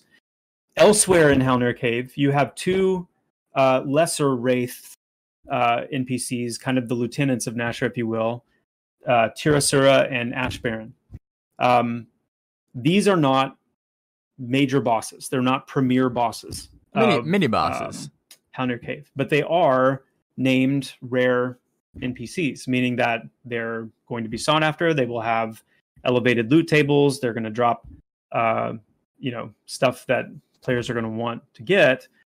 But they're not going to be in instanced rooms. They're going to be part of the greater open dungeon. Now, the other point I want to make here is usually when people think of instancing, they think of an area that you can access essentially at any time. It's just kind of a gateway, if you will, that you run into it and you enter into the instance area, and it's always up, it's always accessible. You just enter in as you please. When you finish doing an instance, you come out and you just run right back in, and you just kind of rinse and repeat that over and over again. That is not how we plan to handle it in Pantheon. But there's going to be kind of a couple of different scenarios that we would employ. So in the case of Nashara, for example, well, actually, let me even back up a step further. The exception to what I just said would be in our lowest level dungeon. So it could be the case that in the lowest level dungeon, if there are any instanced rooms, instance encounters in those lowest level dungeons, then they probably would be more of kind of an always on accessible area, or at least have very low barrier to entry. But going back to Halnir Cave, in the case of Nashara, there would be, in that case, a special kind of way of unlocking access to his room. And what's interesting about the Nashara example is that in some cases it will be more of a kind of a public thing, a shared kind of opening, if you will. So the way it would work is to be able to access Nashara's room, you actually have to kill both of those lieutenants. So making sure that Tirasura and Ash Baron are both slain is the key to creating a period of time where Nashor's room can be accessed. And at that point, there would be, some kind of an event, some kind of a, at least at the very least, kind of a chat, kind of a global zone-wide message, probably with Nashor's voice or, some Nashor's words that are alerting the zone that, okay, Nashor's room is open. And then at that point, groups would be free to enter in and engage with that. But again, they would enter into the instance of Nashor's room to engage with that. In other cases, there would be... That's pretty cool. That's a cool way to do it. And it sounds like Revaldis is saying in Final Fantasy 11 you can't access it unless you have a key item to enter Premier Boss instance. And it sounds like that's pretty much exactly what they're doing. Same as Final Fantasy 11. And I think that's a pretty cool way of doing it, because not only does it reduce the amount that you can just like farm the crap out of a boss, but it kind of makes it more like community involvement. Like you're almost kind of working together with the other groups in the dungeon, almost kind of like a mini sort of raid in a sense. Like, you don't necessarily need to cooperate with other groups, but you could, if you kind of wanted to work together to take down those mini bosses to unlock the big boss, you get that kind of sense of community involvement with the wider community just outside of your group, which is, I think, kind of cool. I think it's kind of a cool approach to the open world. And it reminds me too of when I was in, this was PAX East 2018, when I was playing through Black Rose Keep and with Joppa in our quick little dungeon run, where we took down one. It would have been one of the mini bosses, so a lieutenant whose name I can never freaking remember. But anyway, he told me, kind of like as an aside, the plans for a bell that rings. It's like at the top of Black Rose Keep, this bell that rings when Amanikaros spawns. Who Amanikaros is like that would be the major boss of Black Rose Keep. That would be like, Nashura is to Halnir Cave as Amanikaros is to Black Rose Keep. And this bell that rings when he spawns, or I guess in this case when his instance is made available, but that bell can be heard out throughout everybody in the zone, and players just kind of come to understand that that's what that means. And so when they hear that, then there's this kind of like race, to go get to him, which I think it's pretty cool. It's almost kind of like a world event on kind of like a smaller scale in that sense. Yeah, I think that sounds really fun. And again, disclaimer, I mean, that was him telling me that like freaking 5 years ago now that he told me, but I still remembered it because it sounded cool. I remember it vividly. And it sounds like, from what we're hearing here, they're still kind of along those same lines with their plans for these bosses. So, yeah, again, I think it's a pretty reasonable, well-balanced approach to instancing. Again, like, I'm a big believer that the best answer is going to be somewhere between the two extremes. Unfortunately, when you get lazy designers, they tend to go one extreme or the other, either no instancing at all or just instance everything. But going to either one of those extremes, typically not the best. There's probably a better answer somewhere between. And so this all has to be tested and felt in the context of actual hands-on gameplay, but it seems like this is a pretty thoughtful approach, which could be quite fun. It wouldn't be a public shared event. It would be something where a group who's wanting to access an area would need to either in that dungeon find different items that would drop off of different NPCs or complete different quests that would give different items that would need to be brought to like a pedestal or some kind of an altar or something to unlock access for that group to enter. So in that sense, it would be a group specific, entrance into the instance, and therefore not a shared kind of opening. I'm trying to keep this as simplistic as possible. So we just to recap here so far, we would have examples of an instance room that there would be more of a shared access. More of a shared access to them through some kind of event in the zone, like killing the 2 lieutenants, for example, opening up access to Nasher's room for anyone that wanted to attempt that. We would also have several examples where there would be specific access to individuals or groups who would accomplish what needed to be done to enter into that room. I will stop there. There's more I want to say, but I feel kind of fire hosey right now. So do you have any questions or anything that I've missed from chat or anything? Fiona Iridia, that's the name of the lieutenant. It just came to me.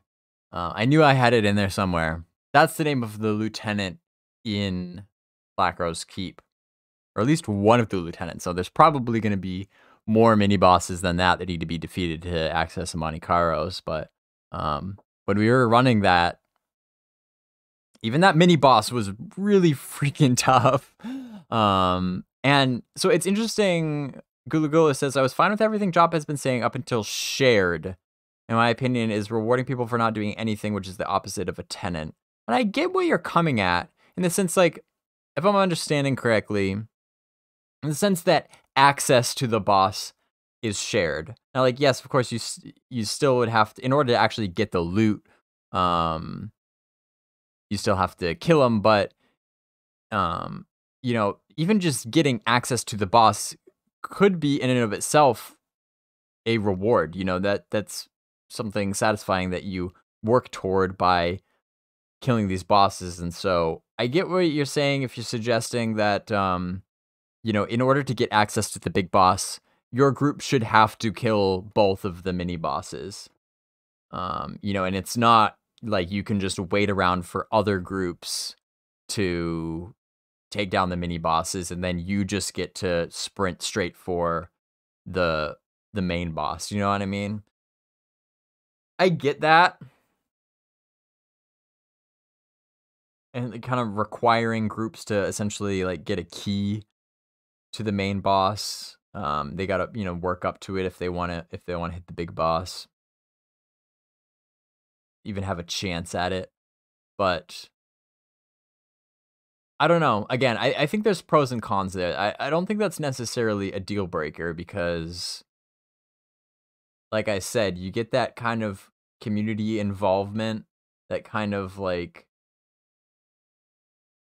just the fun aspect of and the excitement of the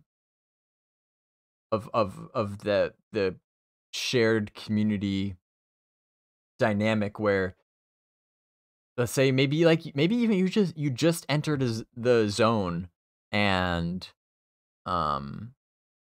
you've barely gotten your feet wet and you hear that bell signaling that Amani Kairos is in the house and you just make a bolt straight for him.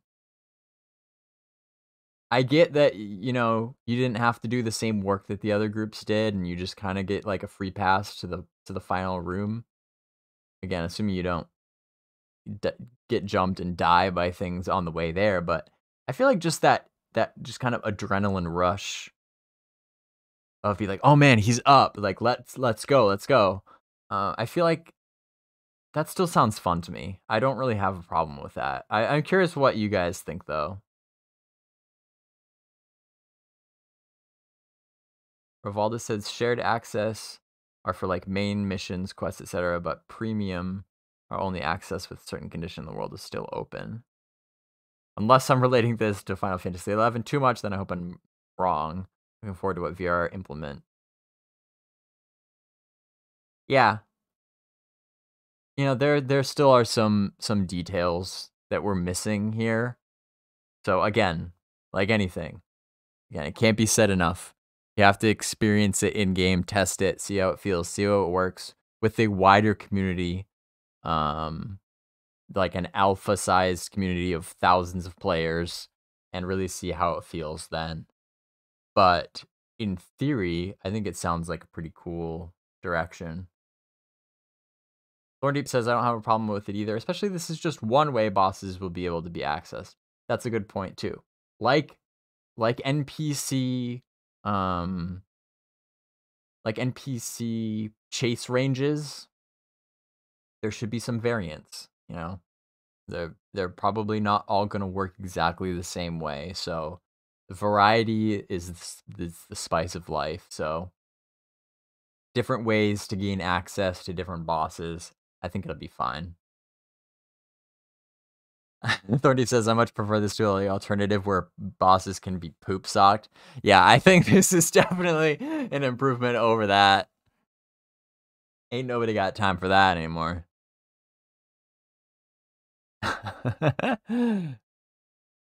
Anything that I could go back and check while I silence my cell phone here? Yeah. So for those that don't know this, we talk about questions, but Chris specifically said, I don't want to give you too much info what I'm going to say. So I know some of it, but so we wanted to have more of a natural back and forth here. So first I want to say that I love it. I think that there are mechanics and things that could be very difficult to put into a game that can challenge players if there's just a bunch of randoms running around distracting you or setting off spell effects or whatever it may be. And some of those really in-depth fight that require coordination and your team to be on the same page. It gives an awesome opportunity to have that moment still in Pantheon. So I personally really enjoy that. And I think like kind of a follow-up question, Chris, to that, like, you've talked a lot about wanting to have meaningful sessions that don't need to be people like me who might play, 15-hour sessions, but you want people in a 2-hour session to be able to achieve something in Pantheon, to be able to have a moment of happiness. So, or triumph. And that doesn't mean they're going to get to do everything. We're not trying to make it quickly bypassable for just someone to jump in, get everything and leave, but to have different moments that would appeal to those player types. Do you feel like using these, I don't know what to call them, these moments of instancing, allow for that to be a little bit better, or allow for a guild to potentially plan a night? Sure, they might still have to do some of the unlocking pieces, or maybe they have items they've saved up to get in for that one attempt or for that certain period of time. But do you think it plays into that ability to give players a meaningful 2-hour session? Mm-hmm. That's definitely a big part of it. I'm not going to shy away from saying that we are not interested in the days of needing to spend 12, 24, 36, 48, 72 hours poop socking. That's locked into a nonstop gaming session, only to reach the end of that and have nothing to show for it. We're just not interested in that. We're not interested in the burden of playing and progressing in Pantheon being about how much we want to respect the player's time in that sense. We don't want it to be only the spoils go to those who can completely box other players out because they have the stage of life or the opportunity of life to literally sit on something and keep it completely out of other people's hands. We also want to, one of the things that having these premier boss encounters being in an instance setting and is that it allows us to go so much further mechanically and ultimately in how we create challenging, complex, multifaceted encounters to where the challenge is more on how difficult the content is to complete, and therefore that being a determiner of how prevalent the loot, for example, is from that target versus how much time can you sit and kind of roost on top of something and box other players out. So the burden is less on how much time do I have to throw at this, versus how skilled am I, how skilled is my group, how skilled is my guild to actually be able to take on this content. Because I know there will be concerns about, if something is instanced, doesn't that mean necessarily that the loot from that is going to be more prevalent, because it's, you're not having to contend with other players and compete for those resources? And the answer can be yes, and it can be no. Cooldowns and lockouts on instances are part of it. So for example, it's most likely not the case, and certainly as you get into higher and higher level content, that you would be able to just rinse and repeat, Nashra, for example, over and over again. That you successfully complete that encounter, you do what you need to do in there, whatever storyline related, loot related, task related, whatever it may be. Once you exit the room, you're not going to be able to turn right around and go back in and do Nashra again. There will be a period, most likely, whatever. And I saw some questions in chat, like, so does that mean if like random group A kills Ash Baron over here, and then 10 minutes later random group B kills Tirasura over here, does that mean Nashra opens up for everyone? In this approach of instancing that we plan to utilize, yes, that is the case. It's kind of a cool social dynamic on that. Yeah, exactly. I mean, you can actually have two zone-wide event. Like, okay, yeah, and then you can make use of that. But that's one example of one way that you would see it. In that case, you complete the encounter, you exit, and then you wouldn't be able to enter again until that window that was opened through that event closed, and then it was opened up again. In other cases, when it's a different mechanism that opens access to the instance, there might be a different form of cooldown, and this is obviously something we would be able to communicate to the player when they try. Am I understanding that correctly? Because that's kind of an interesting detail there. That, like, okay, let's say, just for this specific example, we'll talk about Nashra. The lieutenants go down. The door to Nashra is then unlocked for everybody on the server. Or let's make up a number here, 15 minutes. Or it's an instance that you can go to and access an instance with Nashra. But I think what he said is that, like, even when you're done with that, it's not like you can hop out and hop back in within the 15 minutes and get another shot at him.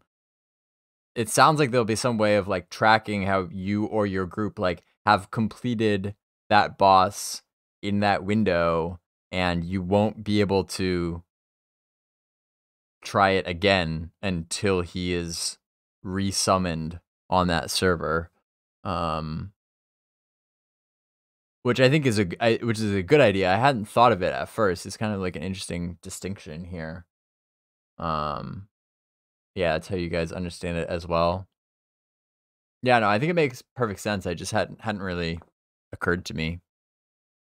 Because again, that's one of those things that's like, if there are items that are desirable that boss drops, like little nuances like that help keep those items desirable by reducing their accessibility. Because, if you have an instance that you can just, like, farm over and over and over again, even if it's within just a certain time frame, but, like, if you can get as many shots of it as possible, like, that's that many more chances that people will loot that item, and then just, basic supply and demand. The more of that item there is, the less valuable and less prestigious they get. So little things like that kind of help increase the longevity of items. Try to enter in again, but there's the component of how often can you access it, how repeatable does this become, and managing that. But then also the difficulty, the challenge of the encounter itself, being something that, as most of you should know, we plan to really dial up in this game. We want this game to be challenging. And even these bosses, we want, even the lower level dungeon bosses, we want them to, part of setting them apart in this way allows us to really kind of approach them with more of a premier kind of a mystique and a presence to them. Awesome. Well, that's a lot. It's a lot to digest. It's a big topic. We really haven't talked very much on before, so I appreciate opening up. We have quite a few questions to get through for our community, so I know we've spent quite a bit of time so far. It's a lot more detail than he's given these questions on that. Feel free if you want to give quicker answers, or maybe ever. If you want to go, I don't have anywhere to be. But let's go with our next question here. This is actually from Disposalist on Twitter. They said, in regards to boss mobs, because you were talking about that, and that doesn't mean just like the instant boss mob, like rares and specific rares to dungeons or areas. Will there be multiple ways or maybe multiple locations at times to find some of these bosses for players of different types to enjoy the content?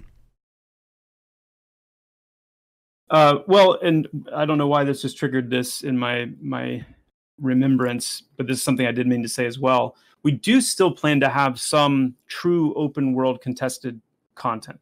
We do still plan to have, whether it be a world boss. That's a key point. Other examples of things that are really truly that classic kind of right place, right time, first come, first serve kind of thing. We just don't want that and are not going to have that be the main fare. We want those to be, more special circumstances, but still plenty of opportunity to flex, on those. But yeah, there is going to be, I'm thinking of best ways to answer this question. And another thing that this allows us to do is for those premier type boss NPCs, it does allow us to more effectively control how they are engaged in terms of, what size force is brought to bear. I know a big concern has often been, what are you planning to do about just zerging and, 100 people coming in to fight this one NPC? Yes, there are other potential avenues to take, and as far as basically either the mob running away or summoning extra help or different things. But I think it fits much more cleanly in this overall paradigm where, if we say this is a single group raid and we've tuned it to be a single group raid, then we can actually create a single group raid type experience that is able to be dialed in as such, but is so bleeding edge, razor's edge difficult but we can get it dialed in literally to that degree of difficulty because we know exactly how many players are going to be contesting it at one time. And that's a, kind of a special case situation. But let me interrupt you for a second, because I think what you just said has been a really important thing for me, is that there's a big difference between locking things out by not letting people try it or not letting people in, which we've seen a lot in the history of MMORPGs, versus giving people a shot at it, but that doesn't mean you're going to clear it, right? So we've seen, really hard to get to boss fights that are locked down and you just never get a chance. But then there's also boss mobs that everyone's had a chance to go at and they just can't win. And I like that dynamic of sometimes it's going to be skill-based. You may have the opportunity, but it doesn't mean it's going to become a loot pinata, so to speak. Mm-hmm. Yeah, for sure. For sure. So just back to that question, just so we make sure disposal is answered. In a dungeon, can a rare mob spawn in multiple locations or potentially be spawned in different areas, or do you think they'll be more fixed to where they're going to spawn? We have a couple of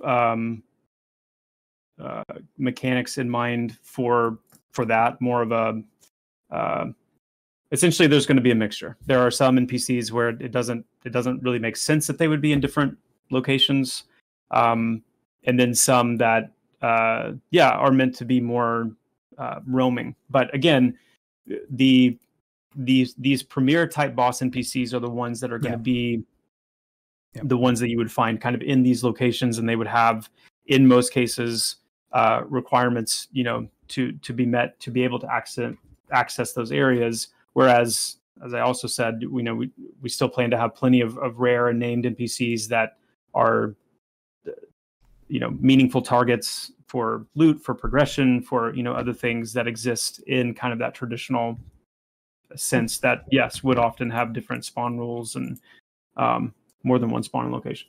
Cool. Next question here is from Elk. It comes from Instagram. And this is an interesting question. I thought this was a really good one. What are your plans to make an open world dungeon as interactive as we've seen in instanced ones?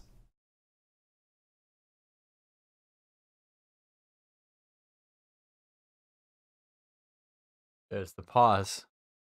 Wait for the beat to drop. I think our plan, I mean, the best way I could answer this is to say that the plan is to do it very similarly, but just to make peace with and allow for the social open world. My actions can have an effect on other players' reality. We talked a little bit about this when we've talked about the gate in Wild's End, how because of the waterways and the water channels through the gate, and the idea that, you know, you can pull a lever or push a button and have those water levels change, or those you know, the routes go in a different direction, and how that could, you know, flood a room that wasn't flooded before, or empty a room that was.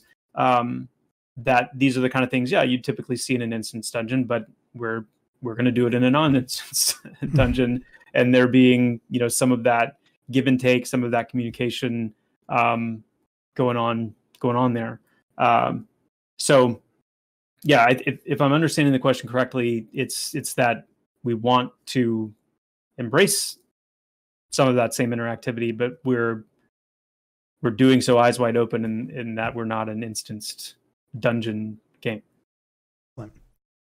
So getting back to open world with the next question here, I understand, you know, one of the things that's hurt a lot of games world size is, you know, fast travel and those kind of things. So we have a question from Instagram. I'm sorry, from YouTube, actually, from Steak MCC. I like that. Steak MCC. He says, they say, as a character advances, how will modes of transportation differ from a less advanced character? So how can, as someone grows, will they find a way to be able to traverse a little quicker, but not make the world less meaningful? Yeah, great question. Yes. The answer is yes. Make the world less meaningful. Do you mean like size. Not shrinking like the world? Yeah. You know, so, for example, for those that don't know, we obviously, you've made a very big stand against flying, right? Because flying would trivialize everything.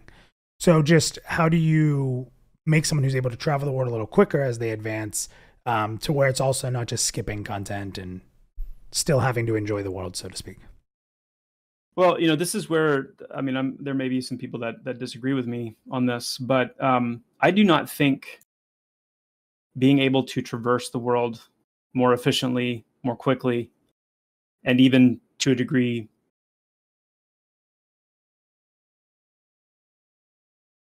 skip or avoid content is, I don't think it's a bad thing.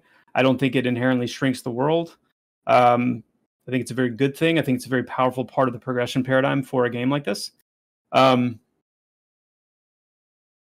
Just about anybody who's played EverQuest has their tale of the first time that they traveled a long distance. You know, for sure. the human city of Kanos to the human city of Freeport is one that's a tale often told.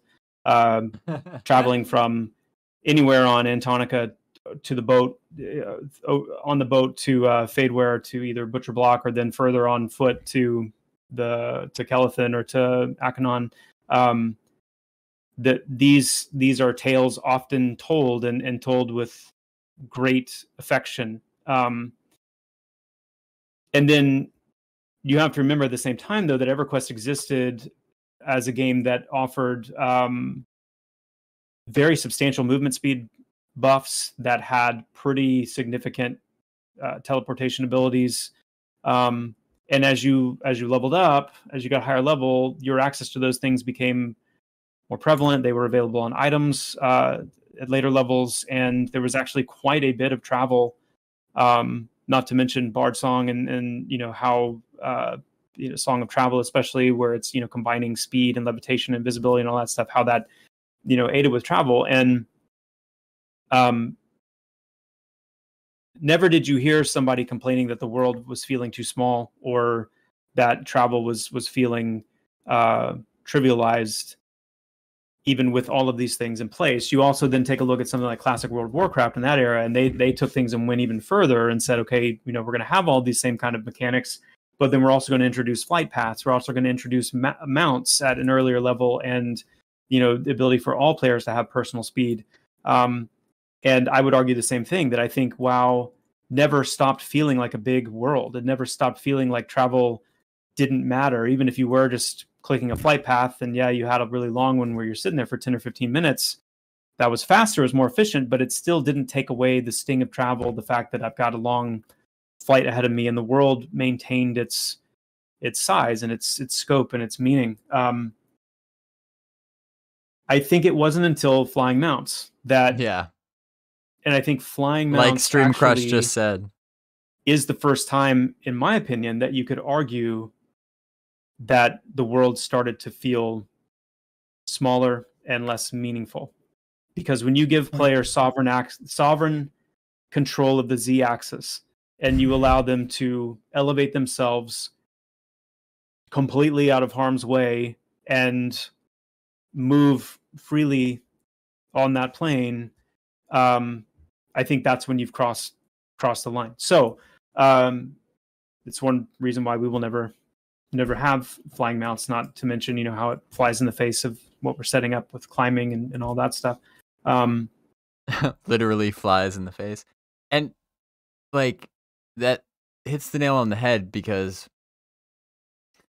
especially when they're made so readily accessible, like everybody has a flying mount, then that's the point of no return that undermines travel. Because really, if you're talking about anything up to that, really by the very definition of making travel faster, it has to shrink the world. Like, it has to make it, in the sense that it makes it faster to get from where you are to where you want to be. Even just something like a simple run speed buff shrinks the world by making it faster for you to get to where you want to go. But of course that's not a bad thing. That if it's something that you have to earn, like if there's a cost associated with it, obviously with something like a run speed buff, there's not a whole lot. You just have to spend some mana or whatever, or pay somebody a little bit of coin to cast it on you, because this is an open world game and classes have roles and things like that. But when you get to some more advanced types of travel,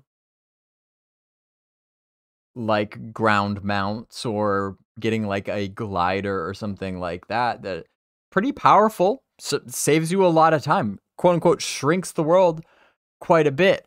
But the key is to not make it so readily accessible where like everybody has one by level 10 or something like that, and then that kind of defeats the purpose. But when it's something prestigious that you have to work towards, that's just a reward for playing the game a lot and getting good at the game, and accomplishing these different challenges and stuff. You get rewarded with being able to get around faster. You don't need to spend so much of your time just running on foot. You know what I mean? Like Joppa said, like that it has to be an innate part of the progression. It's, shrinking the world, so to speak, is not such a bad thing. So with that said, that precedent being said, getting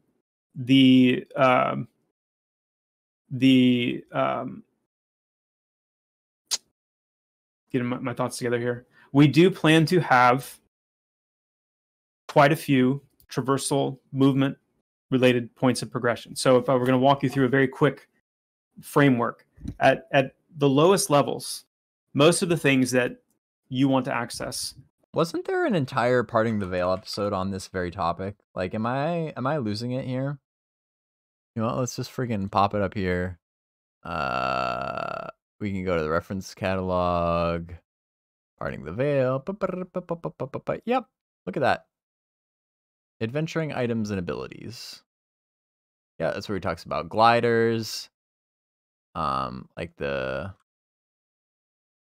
different sorts of abilities, climbing system, traveling on paths and roads. Oh yeah, oh, even more so. Boom, taming. Yeah, taming mounts and travel. Really been 2 episodes of Parting the Veil on this topic. If you guys want to know more, you missed these episodes, just go back and just watch these. Much more thorough answer to these exact questions, like fast travel with teleports and things like that. It's all right here. Really not that long ago either. Just the end of last year. So that's what the library is there for, folks. Got it all right there. Are nearby, relatively speaking. So your need to be able to move more quickly through the world, it's not as prevalent. It doesn't feel like as much of a part of the progression right away, but it's still there. And so what we've done is we've introduced the sprinting mechanic as kind of your very first means of that kind of self-sovereignty over your movement speed. So you have this ability to sprint anytime that you want, increases your movement speed a little bit, and helps you get around, helps you get out of danger, so on and so forth.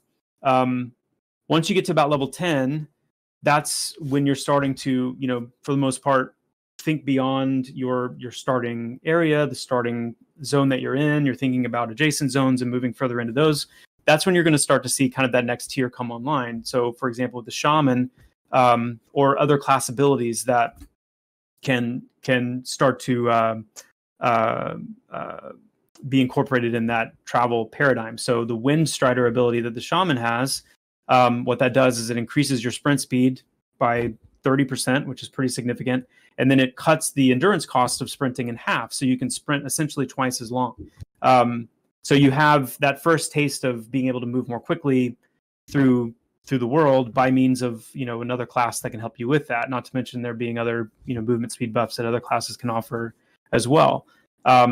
Once you start to get into the teens, the late teens, the early 20s, that's when eventually the taming and the taming system will be coming online, where players can start to dabble in finding certain animals that they can tame and ride. That's where you're going to see even more abilities come into play that can increase movement speed and things like that. Climbing at that stage with itemization and skill is going to start opening up new avenues vertically to access new areas. And it's also that time that you'll start to see in the 20s-ish your first teleportation type abilities, and those being communicable, where you're going to be able to hitch a ride with a druid or a wizard to certain locations. And that those paradigms and those tiers kind of continue on as you get into the 30s, for example, and you start seeing the introduction of gliding and the ability for players to glide through certain means that we'll get into at some point. Exactly how that's going to look, how it's going to work. Gliding is very different from flying mounts. I've gone into it at least a couple times before, why they're different, but they are. But at the end of the day, I firmly believe that part of a very real and important sense of progression is not making the world smaller, not shrinking the world, but increasing and empowering the player with more and more options and abilities to move around the world more freely, more quickly, and in a more enjoyable, interesting, fun way. It is in itself a loop that is very important to these games being healthy over long periods of time, because believe it or not, there are a lot of people that play and enjoy these games for more than just the min-max grinding. They are there to engage in these worlds. They're there to move around and be in the world. And the more you can enjoy doing that, the more you can open up options for yourself to do that, the healthier the game experience is going to be. So I do not have a concern with having multiple different avenues to increase player mobility and speed of mobility and options they have for moving around the world. I'm not even particularly concerned with the mechanics that we have in mind for too much content trivialization or bypassing content. But at the same time, again, at the end of the day, it's an open world in the truest sense. So for the most part, if you can find a way to traverse something or find a way to bypass something, I really don't have a fundamental issue with that. Awesome. It's fair game, right? Like you're not breaking any rules as long as you're not like exploiting any bugs or anything. It's like they've said the world is yours. Like go out and explore, you know? So if you can find a path through the mountains that bypasses some content, some really difficult area or something, and you found a shortcut to get around it because you leveled up your climbing skill, or you got like you worked hard and got a glider so you can climb up to this high spot and glide down around avoiding this content, like congratulations, like you solved it. Like that is the game. You know, it's kind of a bold decision for the developers to make, to put that much in the hands of the player, but I think ultimately that will lead to a much more satisfying experience. Stream Crush says flight should be limited unless your game is designed completely around it, otherwise it trivializes all ground locomotion. I agree completely, and in fact in the past, like I think it was in the other Parting the Veil streams where we were talking about flying mounts and why they will not be in Pantheon. I had posited this idea of like the only way I think I could see flying mounts working is if air travel is just as dangerous, if not more dangerous than ground travel, and there is, you know, a ton of like flying content, for lack of a better word, like things on the ground trying to shoot you out of the air, or mid-air combat with other flying things, like, you know, mid-air combat with dragons or griffins or birds or whatever. Yeah, and having to contend with that, right? And getting knocked off your mount and just falling all the way to the ground to your death. That could be interesting. I would like to try that. I feel like there was an MMO that did kind of do something like that, didn't it?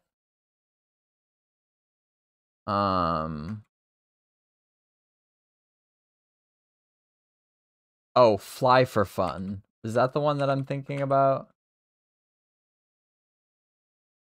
No, there was another one. Ion? Is that the one that I'm thinking of?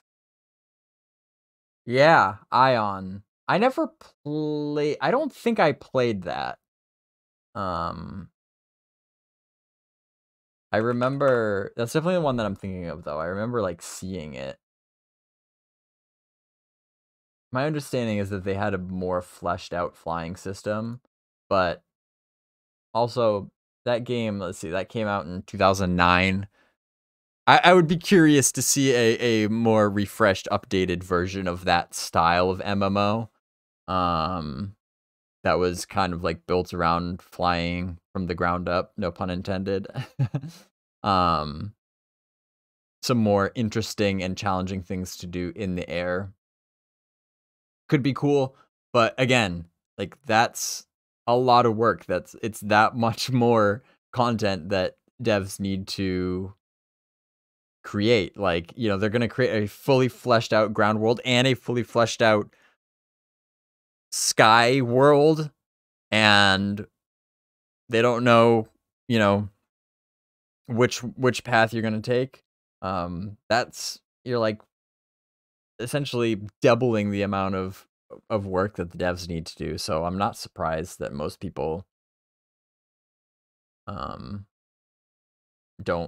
feel like that's worth it. So, you know, aside from that, I agree. When it comes to flying mounts, You're either all in or all out, or else it just doesn't work. Kind of answered this next question, but I want to give them a shout out on Twitter, Chiro Dude. So they were talking about effectively meeting up with friends. So you've kind of hit on a lot of that, even at low levels, possibly getting some of those buffs or that social mechanic of getting help, right? Through some dangerous areas and things like that, or following a group that might be traveling. I wanted to bring this up still though, because one of the other things that I think did make worlds smaller, it started with flying, and you're correct there. But then the fast travel mechanics, like looking for a group that put you in a dungeon or immediately sent you somewhere without having to do anything or talk to anybody. We've been pretty adamant that those things won't exist in Pantheon. I just wanted to bring that back up and let you speak on it if you'd like. But also, would you say the best way you're going to be able to meet up with your friends if you're from different starting cities from across the world is going to be carefully and potentially seek out help until you're a little bit more powerful? Yeah, carefully, I think is a good word. I think it's a good word. I can think of a couple, Dark Myr, for example, and in Syrenized Rest, where that's set up geographically is going to be a little bit of a challenge. But again, the cool thing about the Dark Myr is that we have the opportunity, because of their race type, to have actually some underwater passageways that they can take to, expedite their travel and do it more safely.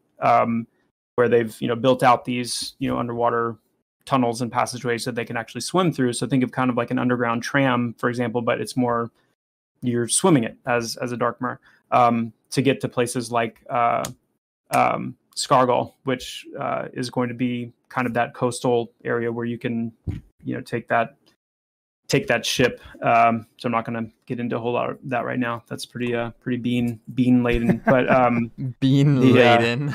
There will be some travel involved for sure, but we are also making sure that it's not an insurmountable task. Being able, if you are just dead set on being a dwarf starting in Kadasa, or like a Dark Myr or an ogre on Rainfall, but you are dead set on meeting up with some friends that started on King's Reach, then there will be a way to do that. And that will be a relatively straightforward way to do that. That will involve some care, taking some care and a little bit of time, but definitely doable. It's awesome to hear. So the next one's right in line there. So talking about those starting cities, we had on Reddit, Valiant Jedi asks, will several races be able to start in the same cities if selected? So will a race be able to start in different cities depending on their faction or alignment? Almost went math there. No, we actually do plan on races starting in their own cities. You're not going to see elves starting in Thronefast or humans starting in Kadasa. Oh, that's a really nice little beam there. I don't think we've talked about that before. Very definitive. And a lot of that, that is very lore driven in the sense that with the way civilization has kind of come together and the frail age that they're in, they're not long out of the sanctums. They're not long out of the the Deicide War and these massive things that have occurred, and so there isn't that kind of like hundreds and hundreds and thousands of years of coalescing and things like that going on. So some of the races even being very, very, in the overall context, very freshly displaced.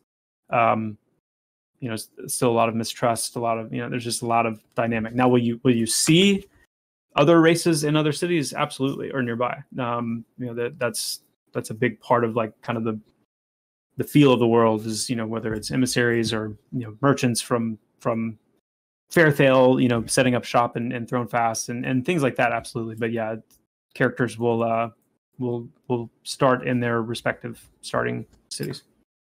Awesome. Next question's a big one. You don't have to go into crazy depth here, but have at it. So from YouTube, Jazz and Blues asks, will there be interesting ways that we can interact with the open world when we don't want a quest? I mean, you can just rattle off all of them. I know there's a lot of ways. Yeah, I'll do my favorite one, the one that is one of my favorite ones, and that is being a scavenger. I love the idea that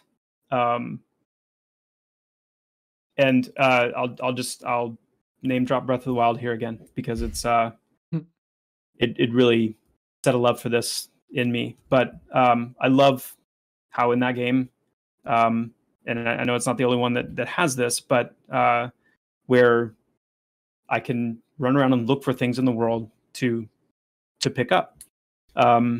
So I'm playing Pantheon. Maybe I'm fighting in a bandit camp or whatever, and myself or my group, we take out all the bandits in the area.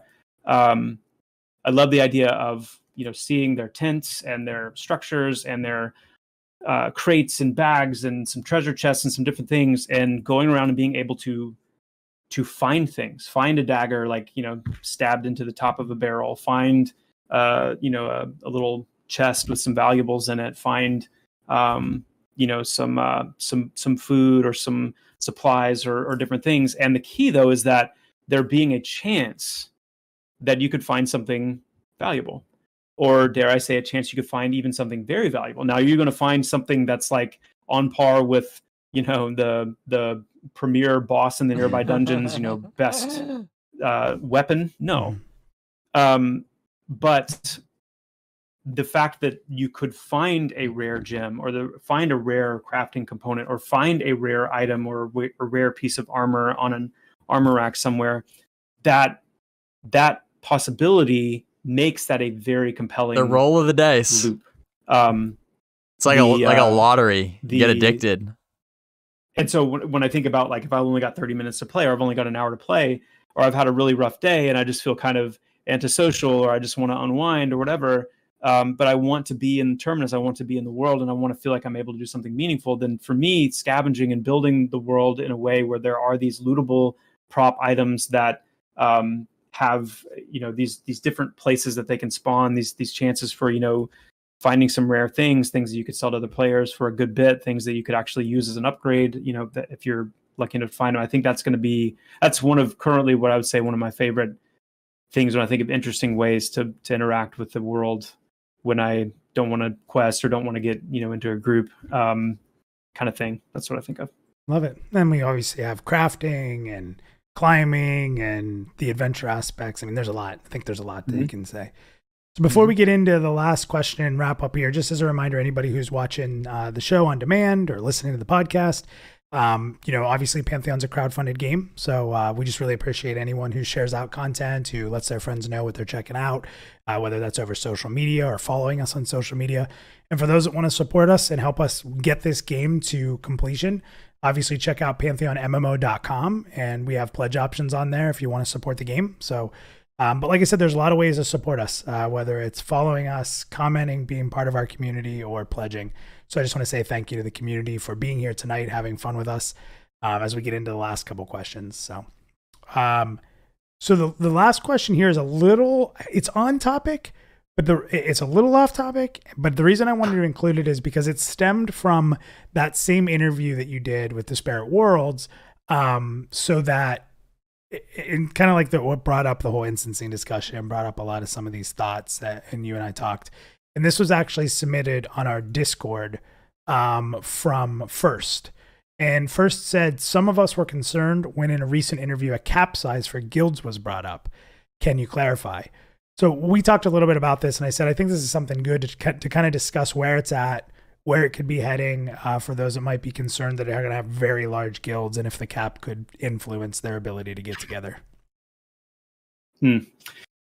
Yeah, this is a good example of what can happen sometimes when you literally are just saying the kind of what's in your mind from the most recent conversations that you can recall about a topic. And I just want to stress very strongly that, when I mentioned the 100-person cap on guilds as a potential cap, it was very, very strong emphasis on potential, very strong emphasis on not set in stone, something, I would put it even below, well, definitely below the kill credit decision of most damage done first attack. Whether we cap guilds at all, even in light of some of what we've discussed tonight regarding the utilization of limited instancing and things like that, it could very well be. And again, as we get into alpha and beyond, we'll be able to better make the call on that. But take it with a grain of salt that there would be a cap, and take it with a grain of salt that if there is a cap, that it would be that amount. That is something that, not only are we not set in stone on that yet, but that's something that we will benefit quite a bit from player feedback and, kind of a greater, more dedicated perspective on that when the time comes. So awesome. Thank you for clarifying that. I think that will settle people a little bit. And I think you brought up an important thing that sort of relates to earlier is there's things that are important, right? There's a lot of really important decisions to make, but not all of them are urgent, that they need to be made now. And like you said, as we get more players into the world, as we see some of those things like we talked about with first to engage versus more damage done, it's just going to be something that we think is important, that we have thoughts on, and we have a certain way we want to lean. But as we test it, there's room for growth in how those things look. So Chris, this has been a really good episode. I hope the community enjoys it. I'm looking forward to some of the comments that we're going to get and some of the discussion. So before we wrap up for tonight, I just wanted to ask you and give you the mic for one final moment here. Is there anything that you wanted to sort of mention or discuss or recap before we close up the show?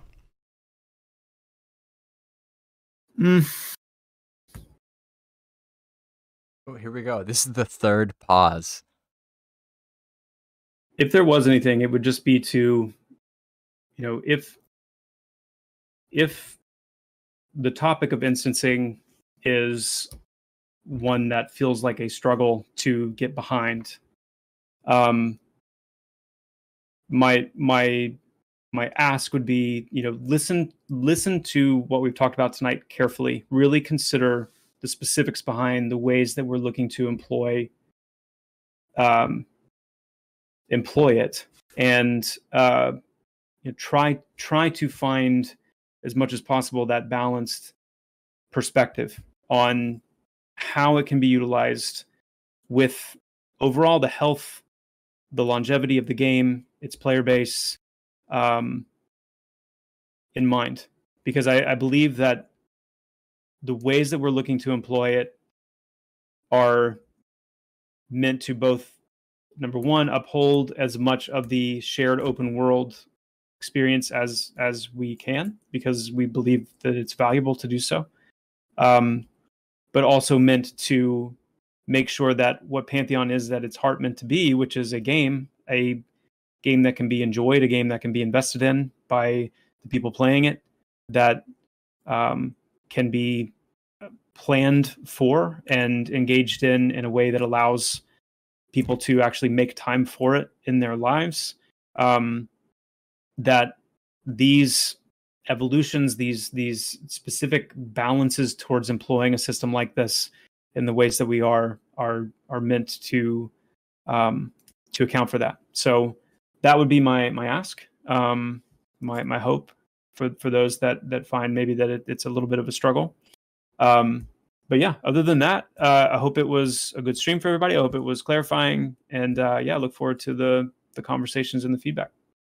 Excellent. Well, thank you again, Chris, for spending time with us tonight. And thank you to the community for hanging with us a little bit longer tonight. Next week, we will have our newsletter coming out next Thursday. You'll be able to check out, which is tomorrow, our roadmap to alpha with our producer's letter that will go out with that. So excited to give everybody some updates. And if you didn't see on our website, we actually put out a pre-alpha recap. You guys can start looking forward to that every month now that we are doing a pre-alpha every month. You'll see some recap and information that we put out there for people to check out. So keep your eyes on our socials for the link to that. That should be coming out soon. I think the link is out there in Discord if you want to check it out early. But once again, we'll talk to you guys as we always do next week. Chris, thank you so much. And can't wait for the discussions that are going to come from this. Yeah, same. Thanks so much, all. Take care, everybody. Well, this was a good episode. I think a good amount of big questions were answered in pretty solid detail. Don't you think?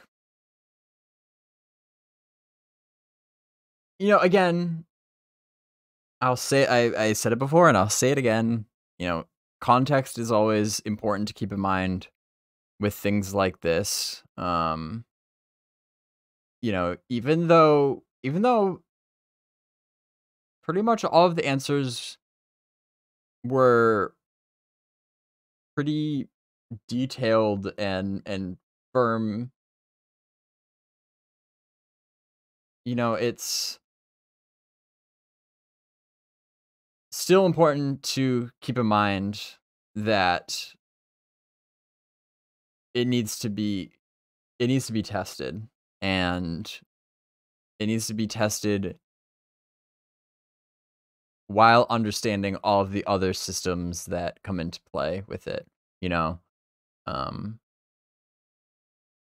Because, you know, there's always an opportunity for things to be tweaked. Now, that said, you know, I am also glad though that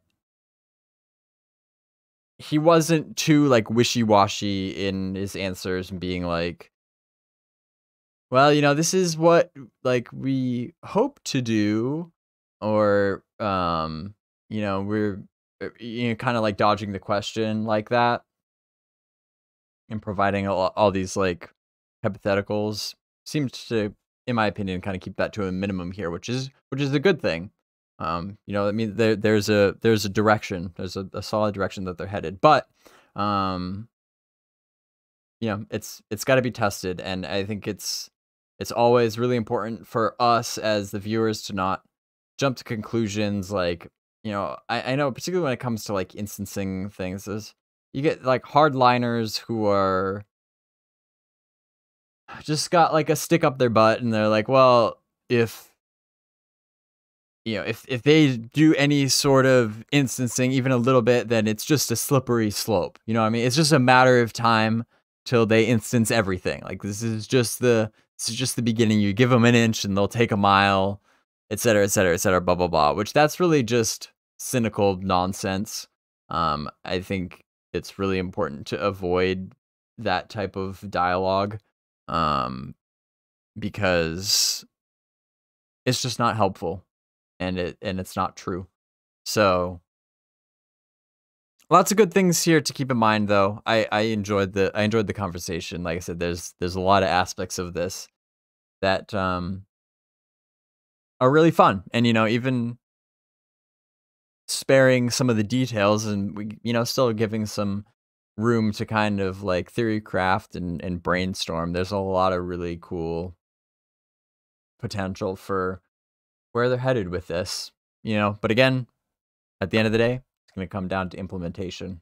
It's really all that there is to say about it. So yeah, this was good stuff though, as always.